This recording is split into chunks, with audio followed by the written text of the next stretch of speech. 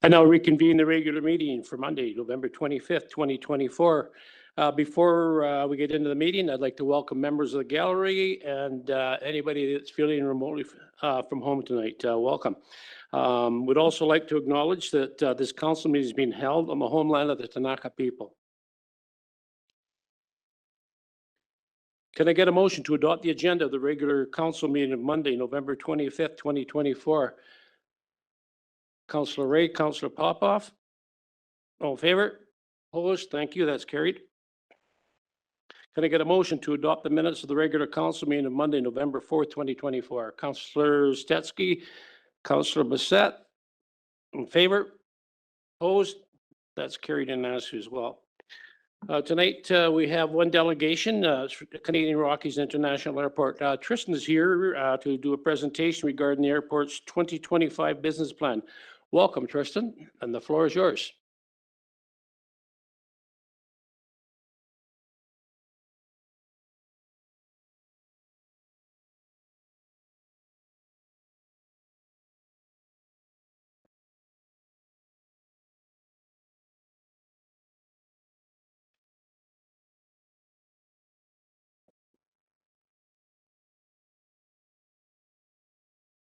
Thanks, Tristan.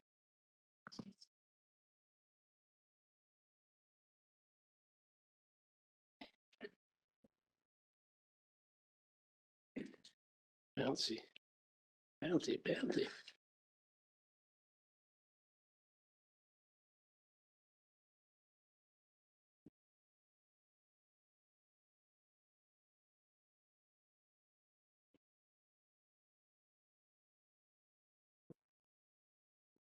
And then give you the.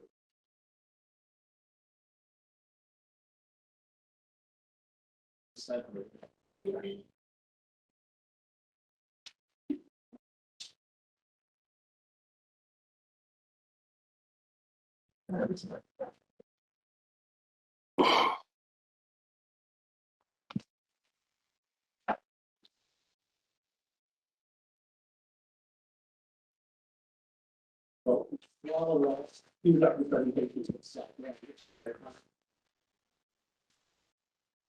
we go. While Ross cues that up, I think I was thinking about preparing my notes before coming, and I just wanted to open with a little bit of an intro, but even preamble before intro. It's always part of our business planning process to look back on the known history that we have before planning forward. And I realized that actually it's just the opening of my 16th year in Cranbrook. And I can't believe that. I looked, that can't be right. I did the counting like 5 times. How did that happen? How did 16 years go by? But yeah, I just wanted to really open with a moment of just how grateful I am that things transpired to bring me here 16 years ago. I was working in Cyprus at the time, running a couple of airport evolutions there. And then there was, at that time, there was Vancouver Airport Services. And they convinced me to come from Cyprus to run the airport here. And it was a really exciting time. The airport was just completing a bit of an expansion and rebuild phase. And there was just a lot of energy around what that meant for the community. We had new air services starting, Pacific Coastal, Delta Airlines, all these things going on. And I realized that all the things are sort of aligning, that we're sort of entering another really exciting phase of change, expansion. And with that change, always a little bit of fear and trepidation too around certain things, but it's really an exciting time of evolution at the airport. So 16 years of YXC doing these 5-year business plans. And what has shone through, in my view, is how this process has shown to be quite refined and accurate, to the point that the enterprise risk management component of this business plan has been tested time and again and proved to be very effective. Near the end of this presentation, we'll look at what we currently see as downside risks, but we know from what happened last year, many of the projected downside risks do materialize, and the profit assurance measures that we have implemented have been effective so that we still were able to meet our budget. I took quite a bit of interest when reading the recent budget input surveys, both from the public and from internal staff. And when I was looking through that, I certainly saw a reflection that some of my own communications and messaging have been insufficient, for sure. So this is just one of many opportunities, I think, to re-message some of the important things I think people need to understand about the airport and why it is something that we can all as a community be so proud of. Up till the 90s, airports across this country were run by government, and in the mid-90s they privatized, and this airport transferred to its current form of contracted private operation in 1997. Up until 1997, the airport was running an operational loss of approximately $3 million annually. So taking into account inflation, that would be around $6 million in today's dollars. Since that happened in that transition in 1997, the airport has run with a profit every year and continues to run without any expense to the municipal tax collection. It runs fully self-sustaining as a user pay system. And I think this is really important because it dictates a lot of the decisions that have to be made at the airport. But the airport, in fact, runs at a profit annually that's sufficient to support its long-term capital planning. I sort of just wanted to preface things with that a little bit, because when I saw some comments, I thought some people, maybe I'm not messaging this often enough for people to understand that the airport runs and stands on its own feet without a cost to the taxpayer. So a little bit of the executive summary. In Canada, airline seat capacity remains about 25% down compared to 2019.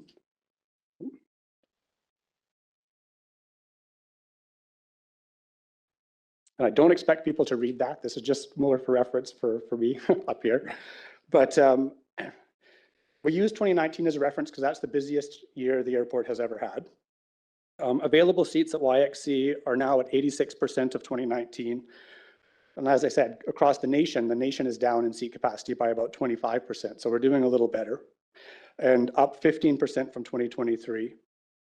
Air transport in Canada is expected to grow by 51% in the next 20 years. And at YXC, this is what I was saying about how excited we are to be entering this phase of expansion and change. And we're going to make sure that we're at the forefront of this national growth. While Canadian GDP is projected at a slow 1.5% change in 2025, the air service demand at our location remains greater than the current seat supply. This enables significant growth when seats are brought to market, and these conditions also offer us a competitive appeal to new air service and route development. While North American airports operating expenses were 12.3% over the previous year nationally, YXC managed to hold operating expenses at parity to 2023. We met our budget, activating elements of our enterprise risk management plan. When identified risks materialized, we activated the measures that we had identified previously. Regional air service route decisions, historically for us, were based on market demand, growth opportunities, local incentives, and yields the airlines could collect off those routes. Today, airline decisions remain driven by operational constraints, supply chain issues, and staffing. Air Canada has prioritized Central and Eastern Canada, while WestJet is focused on the West, predominantly centralizing around their hubs. While impacted by these carrier decisions, YXC is fortunate to still retain healthy service from both our national carriers. When compared to similar airports our size, that's kind of a unique situation. Look at a Penticton, a Lethbridge, a Castlegar, Medicine Hat. People are struggling much more than we are, and we have to be grateful for that. As anticipated, 2024 recovery of seats and passengers continued, but was hampered by airlines' continued staffing shortages. In 2024, YXC passengers, as I said, increased by 15%, which brings us projecting towards the end of the year to an estimated 151,000 passengers.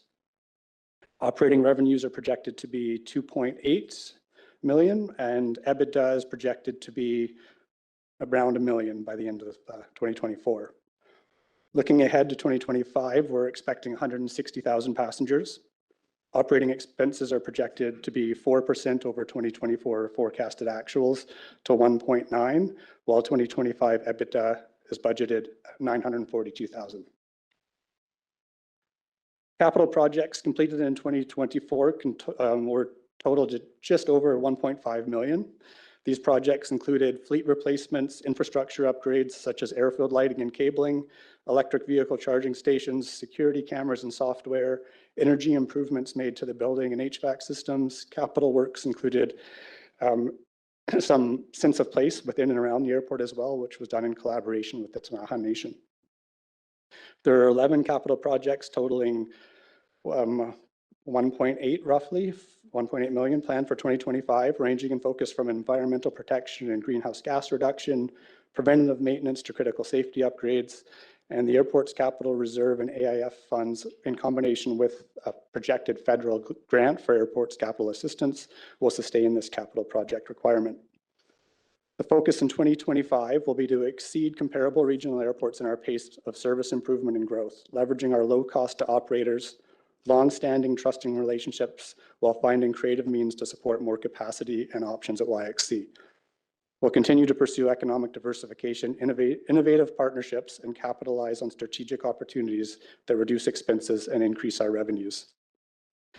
There's going to be a lot more focus on advocacy work and strong industry collaboration through 2025, as several proposed regulations and policies threaten to do more harm than good if not, implemented with strong industry input.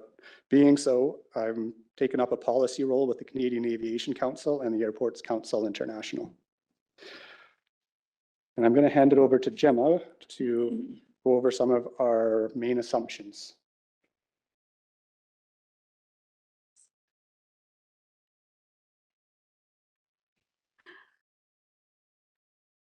All right, so moving on to the main assumptions for the 2025 business plan.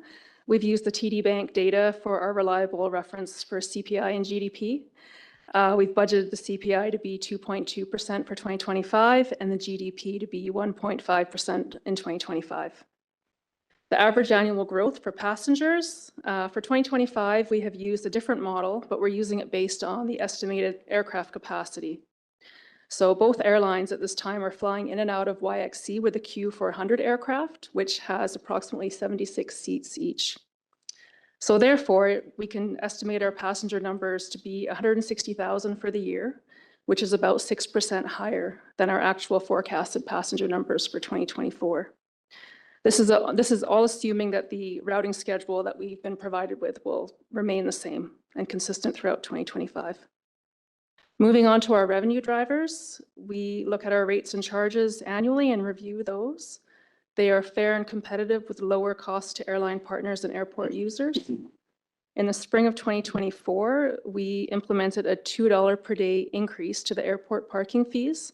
This was initiated and passed as bylaw and will allow YXC to fall in line with other airports of similar size for parking. The AIF, the airport improvement fee, this will continue to be $3 per enplaning passenger with no changes expected for 2025. Aircraft landing fees budget, these do not include the fire suppression landing fees. As you know, in 2024, we had a significant fire season, so that's a bit of an anomaly, but we're not including those in our budgets, just to be conservative. Terminal fees, passenger fees, these fees were increased to $9 per passenger in 2020, and we don't expect any changes for 2025. Lease and rents revenue. Mid-2024, we performed a rate review. It had been over a decade since the last rate increase, so this was due. Based on the review, we increased the lease rates for the airport terminal building and bare lands by 20% over the next 5 years. So that's a 10% increase in the first year with a 2.5% increase in the subsequent 4 years. Concession revenue, these consist of the food beverage operator, aircraft fuel, ATM, massage chairs, and parking. Car rental concession revenue, we have 2 rental agencies at the airport, Enterprise and Budget, and new agreements were entered into in the fall of 2022. And finally, cost recoveries. These are costs recovered from tenants at YXC, vehicle fuel, garbage service, utilities, and equipment. Moving on to our expenses, our major costs. These are utilities, insurance, fuel, and marketing. We do expect price increases and increases in costs of services. As for the marketing expenditures at YXC, the majority of dollars spent are done so in partnership with Cranbrook Tourism and Kootenay Rockies Tourism. By participating in this agreement, YXC can meet the criteria for Destination BC Community Partnership Program, where they can match our dollars spent. Okay, let's see if I can do this. There we go, good. All right, so the budget highlights, as mentioned earlier, passengers, we're budgeting those to be 160,000 for the year. This is about 6% higher than our 2024 forecasted actuals. That number was 151,000. So as we can see, there's an opportunity for growth, provided our airline partners are able to adapt to the increased needs of the East Kootenay area. Revenues are budgeted to be about 2.86 million. This is on par with 2024 forecasted actuals. Aeronautical revenues, which include passenger fees, are budgeted to be about 1.58 million, or approximately 55% of total revenue.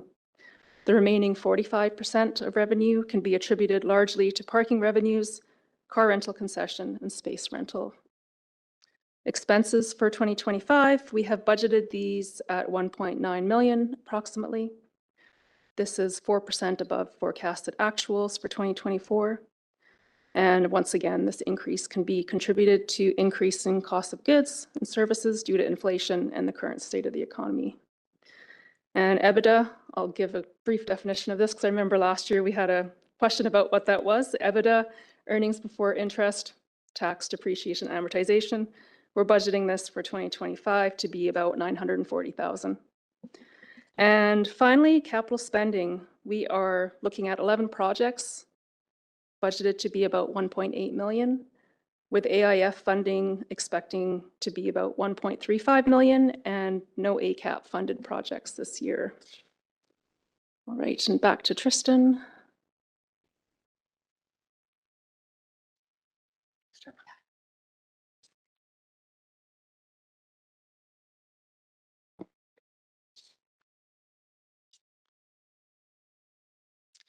Excellent. Thank you, Gemma.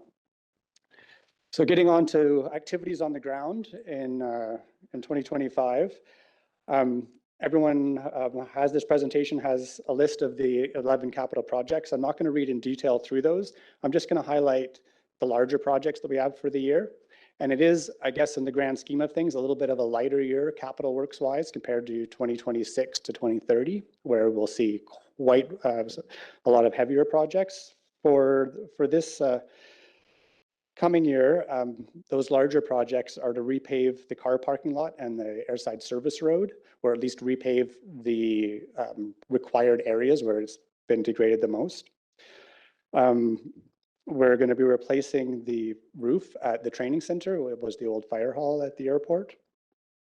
We've got some other sort of replacing equipment and nothing too exciting or different, but down the list, just a few up in the bottom, we'll see some that relate to what people will see every day. And this is going to be, as people have experienced with the change of aircraft type and airplanes scheduled at the same time, we have to maximize better utilization of the spaces we have. So we're going to be redesigning and restructuring a little bit of the seating capacity and area within the hold room. And we're also going to be doing some significant renovations on the washrooms in the hold room to make sure that we can have, rather than closed door washrooms, walk in, walk out washrooms with several stalls inside. What a lot of people aren't aware of is there's a room behind those washrooms that's actually accessible from the other side, the overflow expansion that we did a few years ago. That was a closed screening room for security. Well, that will likely be taken over as part of this washroom expansion, but I can't speak to details until we get the design work done and find the most efficient way to increase that capacity. So those are the more interesting of the less than standard. Other things like replacing a few bits of equipment and stuff, the public won't see so much. But I would like to sort of flip forward here and looking ahead at our 26 to 30 capital. I tried to go through this and think, well, I'm just going to highlight the bigger projects that are really important. And I ended up starring all but two of them. So they're all pretty critical. And especially if we're going to meet this opportunity that I see ahead of this airport, I think we're at a really interesting phase where the industry is making a lot of change, and we can position ourselves to take advantage of a lot of that change if we do all this right. So I think it's, rather than me read through all of these, I would just say that most of these are large projects for a number of reasons. One, some of the infrastructure at the airport goes all the way back to 1967. So our water and sewer and some of that system. So they can see that there's some large items on here that relate to the water and sewer systems. This year, we had a full analysis of our well and our water system done. Next year is completion of the sewer system. And for the public that may not be aware, the airport is kind of like a standalone city. We have our own power grid, water, sewer.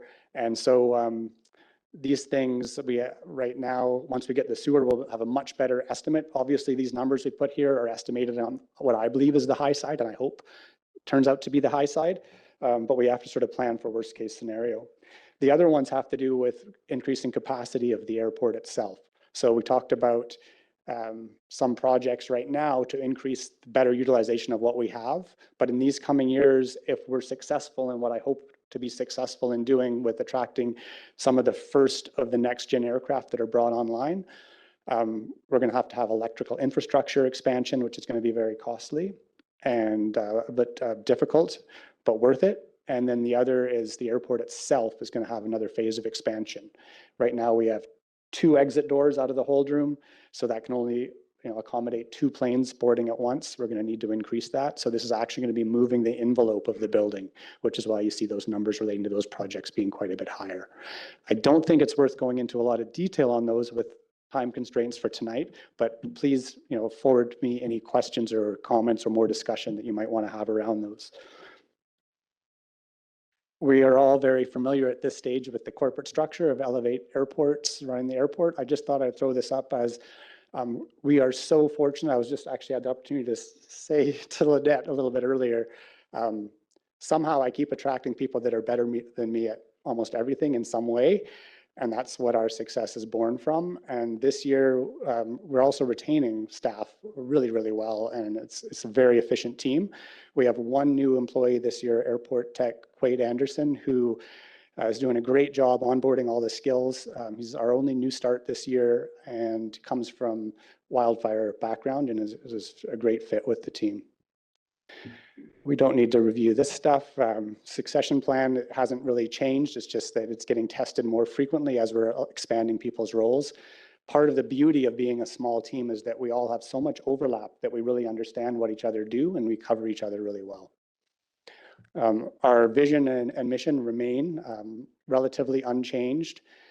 The only thing that we've kind of changed over time a little bit within these, the ethos behind them remains the same, to be focused on economic, social, and environmental responsibility, as well as being a sustainable entity. It used to be part of our mission statement to be safe, friendly, clean, efficient, and profitable.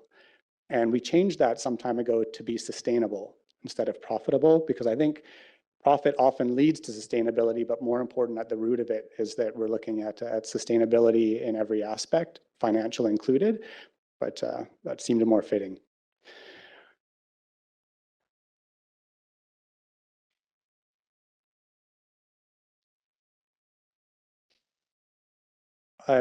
Everyone in their handouts will have a fairly extensive list of our goals and principles. I'm going to skip by these because the key elements out of these goals that are created at a high level become more actionable tasks. So you have that for reference, but we're going to advance ahead a little bit. And our strengths and weaknesses, again, remain unchanged predominantly for the last couple of years. But the opportunities and threats within those have evolved. So I'm going to go straight forward to that. And when we look at our current reality and the opportunities in front of us, there's an initiative for airports throughout British Columbia to meet a carbon neutral goal by 2050. If we are in the front of that, we can capitalize on some opportunities. Electric air travel is going to be a reality for short haul flight. And some of that is stuff that makes a lot of sense at our location. For long haul, I don't see within my career span lifetime a lot of that stuff materializing. It's going to be experimental. But already, I mean, people say, really electrify? So, well, I actually, for 4 years now, have been flying on an electric seaplane at Harbour Air on the coast. These have a lot of complexity and challenges as yet overcome, but there's some exciting stuff there for us to be looking at. We're going to nurture relationship with the existing carriers. These relationships have changed over the last bit of WestJet, particularly evolving to mainline service. And we're working to exert some influence on some of the changes that we already are seeing take shape for January and May, which I'll talk to in a minute. We want to realize partnerships and initiatives with the entire Tanaha and Akom. We see a lot of opportunity with collaborative projects with the land that we both can work on together around and in the airport. And we want to develop an aviation industrial park at the airport when it's the right fit. This last bullet wasn't there before because prior to the pandemic and prior to the changes, we were seeing excess seat capacity in the British Columbia and Canada market. We're now seeing more demand than there are seat capacity. And if the current relationships can't sustain that growth, then we start to look at new carriers. Priority one, make our existing partners successful. Priority two, expand if they can't manage to do that. So we've been in a lot of conversations with some other air carriers and looking at when is going to be the right time to revisit transborder service. We learned a lot from the Delta service here in the past that transborder can make sense, but it has to be the right hub with the right connections. That wasn't the magic maker. We believe the Pacific Southwest is, and so it's a different hub, but we are in constant conversations with some exciting opportunities around that. Threats remain to be inflation, the air carriers, hopefully not, but possibly reducing service due to staff challenges. We could see continued contraction of global economies that could have a local impact. We could see Air Canada further rationalize their fleet towards their Montreal hub. I don't believe so. I'm seeing all indications counter to that, but it's still a threat. And we could see strange climate anomalies that could threaten airport's ability to remain open and running without cancellations. So far, this winter storm we've had here, we've stayed on top of it. There have been delays, but they've not been born of conditions here. And of course, another threat that's continuing, but maybe even getting more pressures on it, is the fuel costs. We talk about crude to refined jet fuel, crack spread, refining costs being a threat to our end-of-the-line purchase price often, but we're also seeing proposed penalties to airlines for not adopting a set percentage of sustainable aviation fuel, yet we don't have the sustainable aviation fuel refined locally for use. So this is one of these policies that we need to stay on top of. Some of the challenges: expanding service in a region with slow population growth, bringing recreation tourism competitors together rather than competing to better market our region under one joint initiative, and rebuilding traveler confidence while carriers and hub airports continue to struggle with staff and costs. Strategic objectives, I'm not going to go through these because these, again, you've heard me say many times, and they remain unchanged, which tells me they're still the right objectives. Within these, we break down into several goals. There's 6. I'm just going to sort of mention what they are. We won't go into all their detail right now.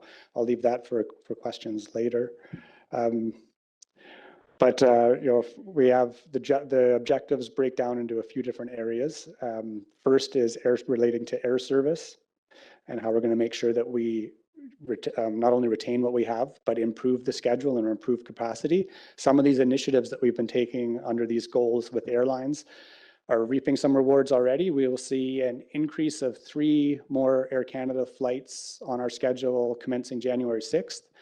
And we will see those flights will happen 3 or 4 days a week. Come May, those will be 7 days a week. And the timing is improved as well. These will be late afternoon flights, 7:10 arrival, 7:40 departure, rather than right on top of each other, creating these difficulties that we're currently having. The other is to maximize revenue opportunities. I'm going to skip through that because that's covered in our enterprise risk management. And to enhance customer service satisfaction and safety, we have several initiatives with target measures for this year. We talked a little bit about expanding the hold room capacity in washrooms. Those are some of the customer service aspects with that. We're also going to implement some online customer surveys and try to be a little bit more active in catching some customer comments. And yeah, I know we're running out of time here, so I'm just going to skip sort of through these, but there's a lot that we've gone through here as a team, and the team extends beyond the airport to other aspects, working with Darren and others on initiatives to grow our marketability on the commercial side of things. I'm going to skip through our overall marketing plan highlights. I know you've got it, but probably in light of the time we have today, people are more interested to know about the air service development component of that marketing. So as I mentioned, we're seeking improvements to our connecting market opportunities with refinement of Air Canada Jazz and WestJet Encore schedules. We're already seeing some of that change on the horizon. We also want to see better connection times to our transborder US international market flights through this revised schedule. We want to promote Calgary and Vancouver connecting flights to match the local travel agency promotions to sun destinations, and seek a return of the Kelowna service. This is something we've been working on since the day it went away, and we're continuing to push. But while it's a matter of low-hanging fruit and staff shortages at the airlines and where they're going to get biggest bang for their buck of what they invest, but I'm still optimistic that we'll see that. I guess if we think of the near horizon as being sort of 9 months, I would say we hope to see that within the near horizon. That's really the main points of that. Our enterprise risk management process, really when we went through it, many of our operational risks and our financial risks remain the same from previous years. What has changed a little bit is the things that we have calculated to be the financial end of those risks and how that plays out, and how we're going to counter that with our profit assurance through our, I guess, when we measured our downside risk, we want to always make sure that our upside opportunity is greater. So we look at all of our revenue opportunities, and everything in our exposure as well as our opportunities is calculated out at a probability. So if something were to come to play out, what does that mean financially? What's the probability of that happening times the total dollar? And that gives us our weighted probability impact. And when we were going through this, a lot of our exposure has increased over last year, while some of our expense reductions have become smaller. So this created a bit of a challenge. We're looking at that, and it was some of the tightest margins I'd ever seen on our downside risk and upside opportunity. So we had to creatively think of some other things that we could do to increase and to decrease that gap, which what that really meant was adding more items to our expense reduction, because we really, even thinking creatively, could not come up with other upside opportunities that we really have much confidence in. So our total exposure, when we look at our downside risk, is 107,000 when we looked at all the items that we could foresee happening. And a point of interest, when we have done this, like last year, 5 of the items that we identified on our risk happened, and we implemented our mitigation, and it worked, and we actually made the same dollar difference that we had planned. So we have quite a bit of confidence in this process now. Our upside opportunity is 139,753. So that's really where we want to be. We hope that we don't have to implement all of the expense reductions and that all of the upside opportunities come to fruition. Then our budget ends up really healthy. But we're planning for the worst and hoping for the best. And that is our business plan, unless you guys have some questions. Thank you, Chairman and Christian. Councilor Stetsky. First of all, I want to say how fortunate we have been to have you had you there for the last 16 years, and your team. You've done a great job. A couple of years ago, you tempted us to fly out of Cranbrook instead of out of Calgary, saying that you could do that just as cheaply without driving 4 hours and having to get airport parking there. Is that still the case? Do you still see that? Thank you, Councillor Stetsky. Mr. Mayor, through you to the council and to everyone, I guess this is a great opportunity. So thank you for setting me up for this, because the reality is it's actually better than ever. And something I've highlighted in my notes but I didn't speak to is we'll get to that that little nugget in a second, but airline travel right now is the cheapest that I've seen in my lifetime. I just booked a flight today to Comox because I'm going to fly to see my mom and some family, then drive back here. It's one way. But it was $86. And if you book out well in advance, flights can be really affordable right now. If you wait, it's some of the worst that we've seen because our seat capacity is below our demand. So the flights are full. When you're booking the last few seats on a plane, it's really expensive. So with your question, it still remains the case that if you're flying long haul or international or transborder, the connecting flight to Cranbrook to Calgary to connect to those long haul flights is essentially free. But the passenger pays much less than a ticket out of Calgary because our AIF, our airport improvement fee, is $3 versus $37 on the ticket in Calgary. So it's still the case. It can be less expensive before you even factor in your time when you're driving when it's a connecting long haul flight. The difficulty is with the schedule that we're all faced with now, I'm not going to pretend that it's not really tough. Like right now with our flights being one early morning departure, and then we've got this big gap, and then we've got everything on top of each other in the mid-afternoon. Connections, like I guess I just have to speak honestly, like most of the time I'm coming back to Cranbrook, I'm on the flight that arrives here at midnight. It's not fun. So we're all feeling that pain. It will increase. The value is still there though. Yes. Councillor Graham, then Councillor Popoff. Yeah, thank you. No, it's a good report. I'm glad to see that we're doing some work in the hold room. As sure, the flights might change and the work I still think needs to happen just because right now people can't sit in your washroom lineups and even the security lineup I've seen right up to the rental car area. So hopefully we're able to address some of those issues as well as we move forward. And it's not a bad thing. It's good because we're building capacity. So and have there now I haven't flown WestJet in a little while. But I know the one side, it seemed like the gate agent always had to like scream because the public address system wasn't working. Like, is it working now? Like, do we have everything functioning in there so there isn't, you can hear what's happening? Councillor Graham, thank you for your comments, Mr. Mayor, through you to Councillor Graham. I'll start with the PA system. Took eons for the right parts to arrive for quite some time now. It has all been working, so there's no more. We did for a while, we tried to put mobile karaoke machines in there for the gate agents to use. We were trying all kinds of things while we were waiting for the right IT components to come for our system there. It is all functioning fine, and we haven't had any issues with it, so that's good.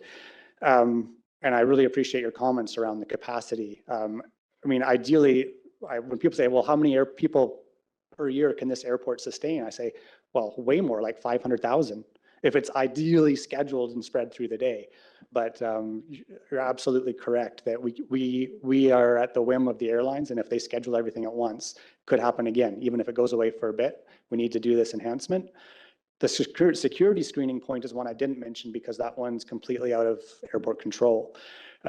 Security screening is contracted to a security company through CATSA, arm of the federal government. They decide how many staff, how many pieces of equipment, how they run that space.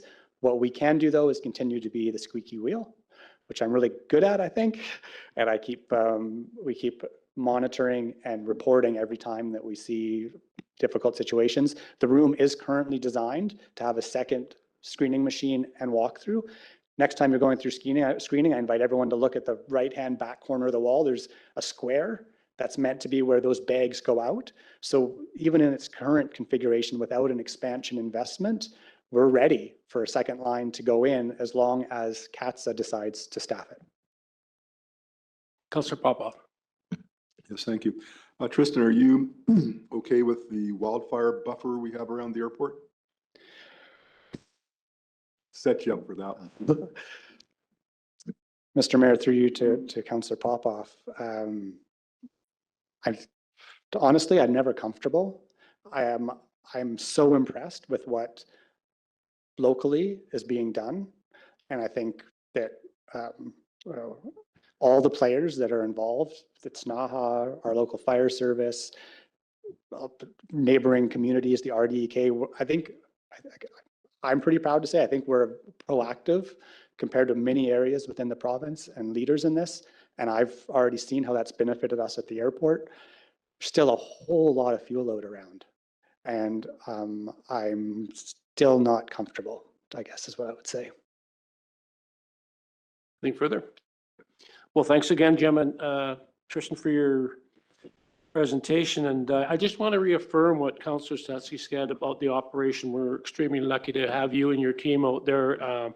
I talk to people from other jurisdictions and, comparable airports, comparable size. I know that we're definitely on the elite end. So that's the credit to you and your team. So thank you very much. Thank you.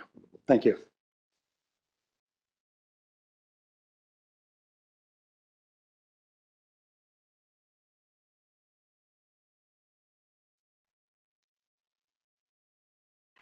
Okay, we're moving into bylaws now. First bylaw for consideration tonight is from Public Works regarding cemetery bylaw number 4170-2024. This bylaw is before council tonight for first, second, and third reading. Can I please have staff provide an overview of the report? We've got Kirby. Welcome. Good evening. So in August 2023, staff began the West Lawn Cemetery Master Plan review. We brought a presentation forward in March and the final presentation forward in September. After receiving guidance for the fee schedule on November 4th, we were able to fully bring the bylaw together. The cemetery bylaw has updated the regulations for management, operations, and maintenance. Changes in this proposed bylaw include updated terminology. It is reorganized for readability. Clarification of the perpetual care fund is in it.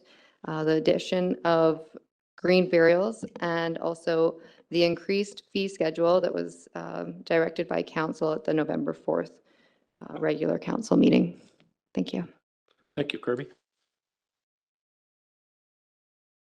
Can I get a motion to council give first reading to cemetery bylaw number 4170-2024? Mover, please, Councillor Ray. Councillor Blissett. Discussion. All in favor? Opposed? That's carried.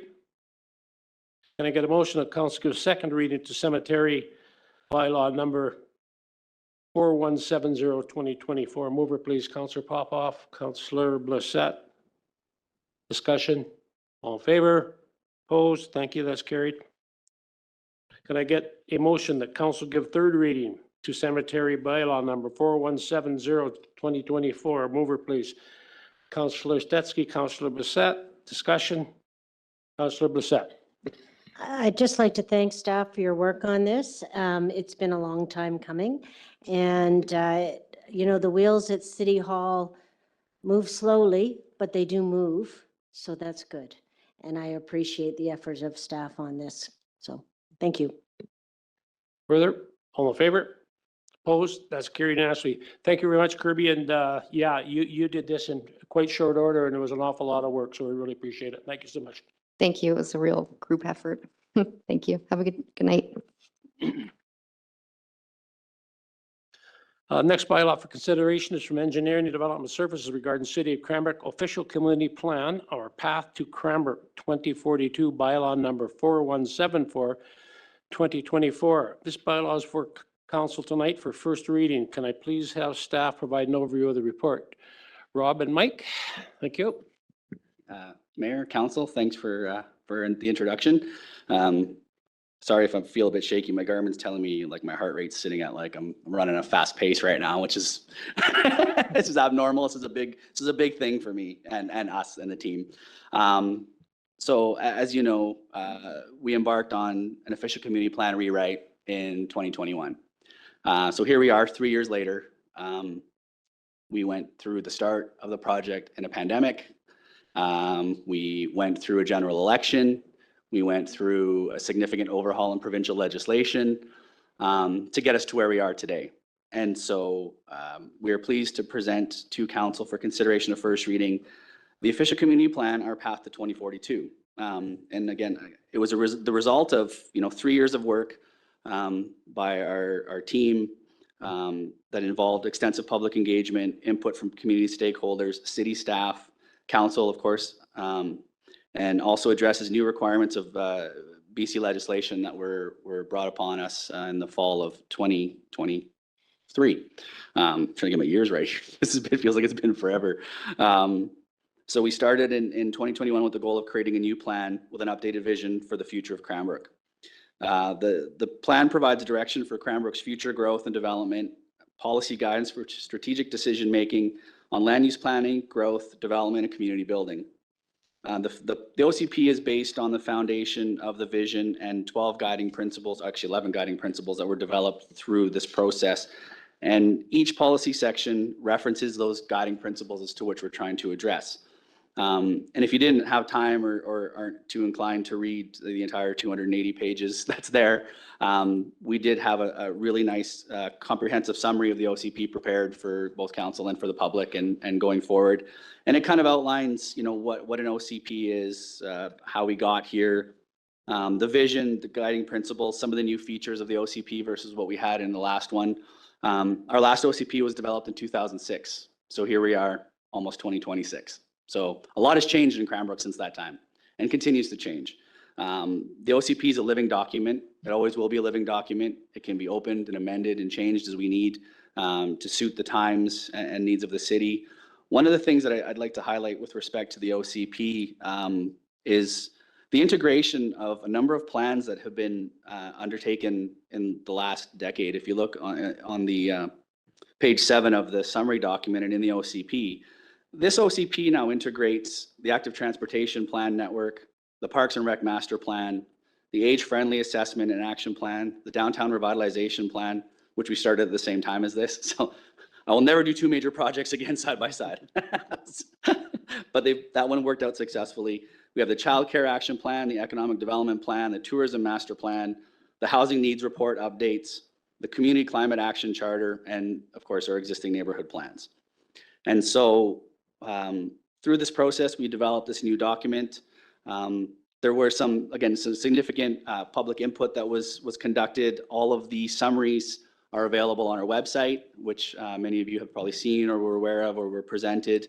We had 5 touch points with council during the course of this project to ensure that we were addressing both the needs of the public input, but also of council and what we wanted to see for the future of the city. One of the highlights I did want to bring up, because it was a critical and probably the most commented on component of the OCP, was the road network plan. Page 6 will show you the revision that was made. And it's all about the transparency and showing people we do listen, right? This is part of, we do listen, council listened, we made the change. So here it is. It was significant and that's fine. That's the purpose of the process. So we think it went well. You know, we acknowledge, and it is acknowledged, that we can't address everybody's comments the way they want them.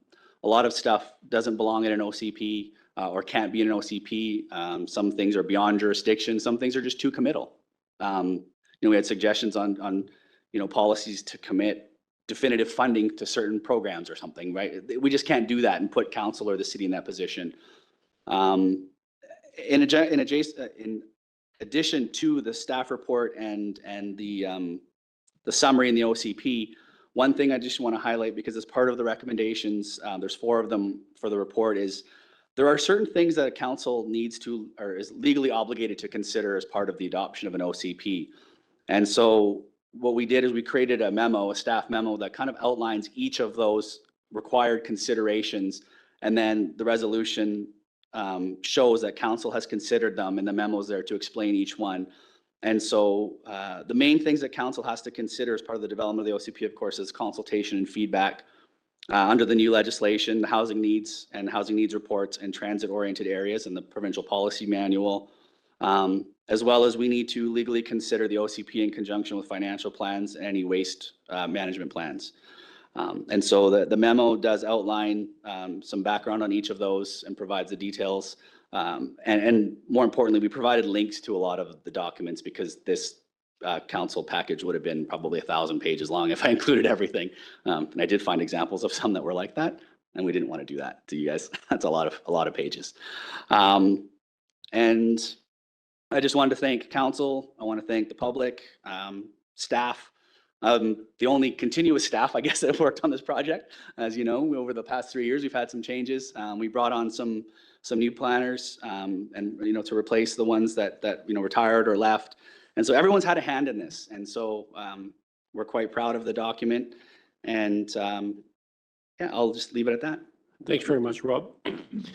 Can I get a motion that council considers the following items? Consultation and feedback, housing needs and housing needs reports, and transit-oriented areas and provincial policy guidelines manual as outlined in the attached required items for council to consider memo.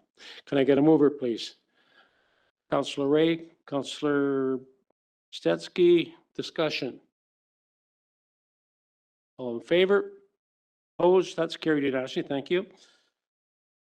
Can I get a motion that council affirm that they have considered City of Cranbrook official community plan, Our Path to Cranbrook 2042, bylaw number 4174, 2024, in conjunction with the city's financial plan and wastewater management plans as per the Local Government Act, as outlined in the required items for council to consider memo attached to this report. Mover, please. Councillor Popoff, Councillor Bissett. Discussion. All in favor? Opposed? That's carried unanimously. Thank you. Can I get a motion that council give first reading to the City of Cranbrook official community plan, Our Path to Cranbrook 2042, bylaw number 4174, 2024, and authorize staff to undertake public consultation on the proposed plan? Mover, please. Councillor Ray, Councillor Stetsky. Discussion. Councillor Stetsky. Thank you. A monumental task, and congratulations on getting it through the door here, or just about through the door. Just a couple of quick questions.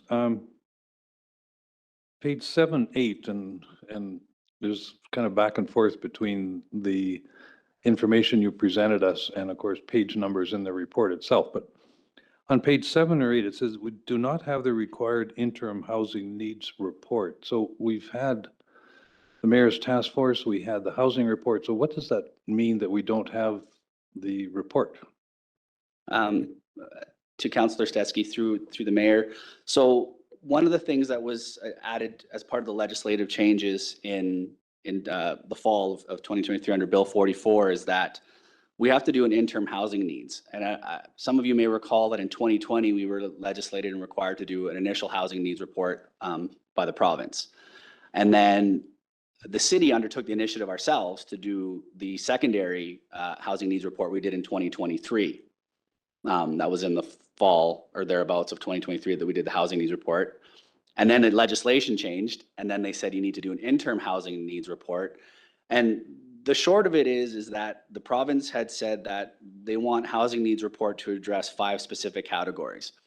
And as part of the development the development for the needs of these reports is they created a tool. It's called the HEART tool. So it's an online tool that basically uses BC stats information to generate your housing needs. I'm going off memory here, but basically the housing needs report not only has to address the needs that we had identified in 2023, for example, by like income quintile, but some of the things that we have to address now is we have to address housing needs based on projected growth, housing needs to try and achieve a 3% vacancy rate, housing needs to address homelessness. So there's 5 categories. And so what this tool does is it prepares, basically you punch in the City of Cranbrook and it spits out all the data for you. So the province kind of made it easy for us. And turns out, and so this is a bit of, I would say a bit of a remiss on our part. So the way the legislation was written was, we have to do an interim housing needs. We didn't know what the structure of those housing needs or the tool was until July of this year. So it was launched. We were well into this, having this thing done. But we did include the current housing needs that the city did. And so, and then as part of that housing needs, they also said, oh, you have to change, your bylaws to deal with the small scale multi-unit housing, the zoning stuff. And then they set a target date of having to address any OCP updates by the end of 2025, December 31st, 2025. So while we were busy doing all this other work, the interim housing needs tool came on board, and the province has set a target date of having it considered by January 1st, 2025, which means that's like 5 weeks from now. So what we will be doing is we'll be bringing, staff is going to prepare a memo, basically a memorandum, which will be an addendum to our housing needs report that will address the provincial requirement. So we'll provide you with a table that this program spits out that says, here's what your housing needs are. Off the top of my head, I can say that basically our housing needs projected a 10-year need for about 1,500 units. The requirement under the provincial legislation now is we need to have the needs for 5-year and 20-year. And basically it's saying that our 20-year housing needs now is upwards of closer to 4,000 units. And then there's 3 policy items that we need to address. One, our policy statement is a policy related to housing and ensuring that housing is located near transit, active transportation, those kinds of things. And we also have to identify what the municipality has done to try and address housing up to date. So I'll bring a memo at the next council meeting so we can adopt it or have it accepted by council. And we'll call it an addendum to the existing housing needs report we've done. And as we've indicated as part of this process, we'll come back probably sometime mid next year with any policy amendments that we need to do to satisfy those needs to address some of the criteria that we didn't have before this OCP was developed. So it's not huge, but it's all came about the timing. And at this point, largely, I mean, if we were to do that, we'd be postponing the OCP. Because the policies have to be adopted by the end of next year. We wanted to bring this forward. It's about as good as we can get it. We'll make those changes. And then what we'll do is we will integrate that interim housing needs table and chart and policies into the OCP as well. So we'll ensure that we're trying to be compliant. So that's the long short of what it is. It resulted because of the changes in legislation and timing of when all these things came to fruition. So. Certainly. Thank you. And a quick subsequent one. The OCP recommends reactivating the Heritage Committee and establishing an Arts and Culture Committee, which I know is be very well received by the arts community. I guess the timing around establishing those is up to council. Correct. So through the policy direction, it provides support or a recommendation to do such, but those decisions will be made by council or direction given by council. That's why there's no timelines attached to those or speaking of budgetary items, because those are the things that would be at the jurisdiction of council when they see fit. But they were items that were brought up through all the consultation we've done, and that's why they're included. So yeah, we don't have definitive timelines. In the OCP, near the end, you'll see there's a whole host of actions and then who or what might undertake those actions, but there's no timelines attached because those are all going to be largely dependent upon what the goals of council are. Or if you amend your strategic plan and we see actions that can be undertaken to meet your strategic goals through your plan, then we can do so, and we would highlight them to you and make those changes to the OCP or whatever it might be. Yeah. Thanks, Rob. Councilor Graham. Yeah, thank you. Yeah, no, I think it's a good read, great document, and definitely a way for planning into the future. I think we should have a little side bet on when the first amendment's going to come. I know at regional district, I think it was the next month after one was adopted. So I'm holding an application in abeyance at the moment. Yeah. To amend the OCP. And speaking to, I was going to ask a question, but you kind of already answered it in regards to the housing needs. And I think, all the best intentions are there, but we still need somebody to build these things. We've done zonings and we've done, a lot of work around the table, and that's been done for quite a while. And it's no one's really stepping up to pull the trigger. And it's not only just around low income, it's just housing in general. And once that can happen, I think that also will address some of our tax issues, because with development comes tax revenue. So I'm hoping that we can work on that. But yeah, this is a great start and a way to plan for the future. Good. Further? All in favor? Opposed? Thank you. That's carried unanimously. Can I get a motion that council refer City of Cranbrook Official Community Plan or Path to Cranbrook 2042, bylaw number 4174, 2024, to the Agricultural Land Commission for comment? Mover, please. Councillor Graham. Councillor Bissett. Discussion. All in favor? Opposed? That's carried. Thank you. Very good. Thanks, Rob. I know that's just a tremendous amount of work, and you know what? We got a really, really good document here. Now moving into new business. First item, new business from Public Works regarding energy policy number 60-101. Can I please have staff give an overview of the report? Good And we evening. have Caitlin up. This report is to rescind energy policy number 60-101. This policy was developed back in 2016, and there's been a significant amount of changes both at the city and throughout the province on legislation regarding greenhouse gas emissions and energy since that time. While reviewing the policy, it came up that a lot of the information in the policy is quite redundant and covered in a lot of the legislation that currently exists, or a lot of the information in it is already automized, such as, turning off lights, that's all automatic now, and even computers and such. So with all of that information, we are recommending that this policy is rescinded and covered through our other guiding documents. Can I get a motion that council rescind energy policy number 60-101? Mover, please. Councillor Graham, Councillor Blissett. Discussion. Councillor Blissett? Well, thank you. And I guess we just want to emphasize in our press release on this that it doesn't mean the city of Cranbrook is doing anything less on energy management. We're just already on the path, and that we're going to continue with this work in order to increase efficiencies, decrease our costs, and also reduce our greenhouse gas emissions. So we just want to make sure the public knows that it doesn't mean that, oh no, we're not doing this anymore, and just make that clear. And make that clear amongst our staff too. Good point. Councillor Stetsky. Was related directly to that. So are we losing any initiative by rescinding this policy that you can think of?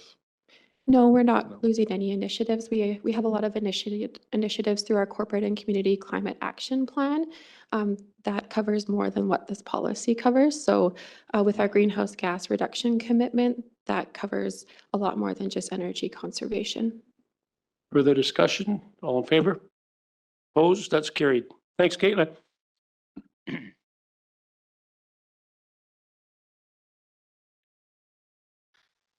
Next item of new business is also from Public Works regarding the local government infrastructure planning grant program. Can I please have staff give an overview of this report? Caitlin, up again. This report is just to gain a resolution to apply for a grant regarding asset management. The purpose of this grant is support our asset management data collection regarding our parks, water, and sewer infrastructure. So this would go towards likely staff wages in order to support our initiatives with that. Thank you. Can I get a motion that council authorize staff to apply to the local government infrastructure planning grant program for the maximum funding of $10,000 to fund infrastructure condition assessments for capital planning? Mover, please. Councillor Ray, Councillor Blissett. Discussion. All in favor? Opposed? That's carried. Next item of new business is also from Public Works regarding the Federation of Canadian Municipalities Local Leadership for Climate Adaptation, the grant application. Can I have staff provide an overview of this? Caitlin, you're up again. This is also a resolution to support a grant application for FCM for our asset management initiative. This is in conjunction with the other grant, but also includes a climate resilience and adaptation lens, where we would be reviewing our asset inventories and how we can manage our operations and maintenance in order to improve assets and their resilience to climate impacts. And this would also go towards staff wages. Can I get a motion that council direct staff to apply for a funding opportunity from the Federation of Canadian Municipalities Local Leadership for Climate Adaptation Initiative for climate resilience and asset management operations and maintenance? Mover, please. Councillor Popov, Councillor Stetsky. Discussion? All in favor? Opposed? That's carried. And the final item of new business is from the CEO's office regarding public budget survey results and budget direction for 2025. Mark, can you please speak to this? All right, thank you, Mayor Price. So just moving on with our early start to the budget process this year, with council having completed the citizen survey. So a very in-depth look at the perspective of the community. Just moving forward now as we get into the budget presentations of staff in December and then into the budget process in the new year. I just thought we'd lay out a few of the next steps. But before I get into that, I just want to talk about a couple of things that I've included in this report tonight. So one is just a snapshot of the budgetary pressures of inflation on tax increases across BC and across Canada. So the Stats Can data showing the graph that's in my report. 8% is about the average tax increase for municipal properties in BC, looking at the projections for this year. And we also included a number of news articles that are in the news because we keep doing a scan of what other communities are projecting. So that's included in the report, and it ranges, anywhere from 3%-ish around in Calgary to the, in the double digits in 12%-ish, 10% are fairly common. So those inflationary pressures are affecting communities all across Canada and BC. Looking at Cranbrook, we did work towards setting a goal early in this process of 5%, even though we had anticipated an increase of 8.5%. And just looking at round numbers, the projected increase for the RCMP contract, just in costs alone with no change in service, is about a 3% increase. The cost of the road program is a 1% annual, so that's 1%. So right there, we're at 4. And that leaves 1% to cover all of the rest of the municipal operational costs and increases, everything from WCB onwards. So it is pretty tight, and why we're needing to have a conversation around cutting services. So in the community consultation, we included quite a number of areas that we thought could be looked at early for the budget consultation. So for tonight, I'll ask three things from council. One is council did receive the presentation on the results of the survey, both the statistically valid survey and also the open to everyone survey. So tonight, just for council to officially receive it onto council's record. Two is if council's ready to talk about a maximum tax increase, or if we want to defer that conversation into the new year as we start to work on presentations. As I said, the first will be the department presentations in December 11th and 13th. And then we can get into what that looks like in terms of what we need to do to achieve a lesser tax increase. And lastly is from that list, there are a number of things that potentially could be removed without a lot of disruption in terms of some of the prepayment options, the interest paid on prepayments. If council feels comfortable tonight, we can certainly take those off, and that would make the preparing of the presentations by departments a little better than they would be otherwise. So then we can include some of those things. As I say, because the department presentations in December will simply be a snapshot in time of where we are today with the budgets and business plans. If we're going to change things, then that will be a process that we'll get into the new year. So, but anything that we can get off the table early, certainly be welcome to do that as well. So those are the three things. I thought I'll just officially ask the questions in the council meeting for council feedback on those three items. So thank you, Mayor. Thank you, Mark. Now, can I get a motion that council receive the Cranbrook Citizen Survey Budget 2025 final report? Mover, please. Councillor Popoff, Councillor Bassett. Discussion. Councillor Bassett. Thank you. I'm quite grateful to have this information heading into this budget year. It is very helpful, I believe, for us to make decisions on the tax increase and what the public is thinking. You know, I was thinking about our role being on city council, and I believe our job is to bring the voice of the public to the city and to represent that and do the best we can for the citizens of Cranbrook. You know, the city, I believe, you know, we have the technical, you have the technical expertise. That's what you bring to the table. You give us your recommendations. And then we have to look at that in light of the greater good for our citizens. And this is really helpful, I believe, to help us to make those decisions, to have more confidence in them. We have our sort of gut feelings, our own sort of circle of people that we confer with.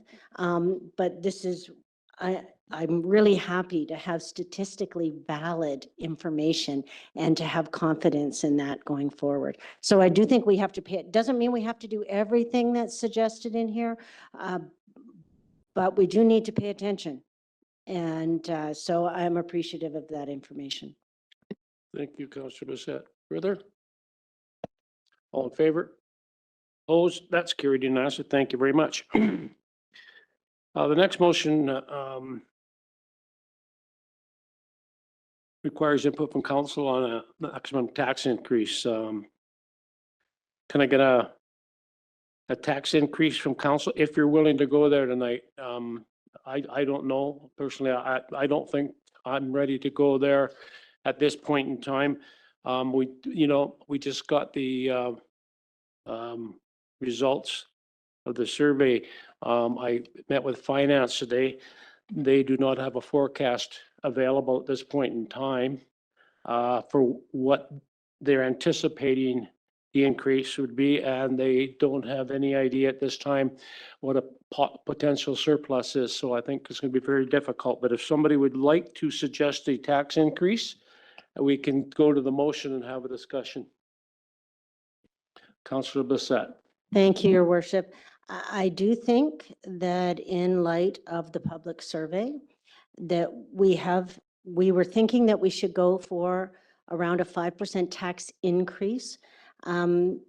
Certainly the results of the survey indicate that that is what 85% of the people surveyed are comfortable with. And it is a reasonable target for staff to aim for. And I think we need to have that guidance moving forward. In previous years, we've left it that, you're going to do a needs budget. It's not a wants budget. And we've come in with those figures, but I think we need a target to shoot for. Some of the information that was presented in the survey indicated some areas where we could save money that I didn't know about until we did that survey. So that's really helpful. And I do think we need to look at doing those things and then possibly more. We have been told in years past that, we've talked about reducing services, but with that is people. And that's a major cost for the city, both in of course, staff wages and benefits, as well as workman's comp, WorkSafe fees. So that is something that has to be looked at. If we are changing services, then there's probably staffing that goes along with that. So are you offered a So percentage? I'd like to see 5%. 5%. That's what was said. I'm just saying that we need a target to shoot for. And in years past, we haven't had one. And I would like us to have one going forward. Thank you. Can I get a motion that council confirm the target maximum tax increase or range for the 2025 budget goal of 5%? Mover, please. You can move it there. Councillor Bissett.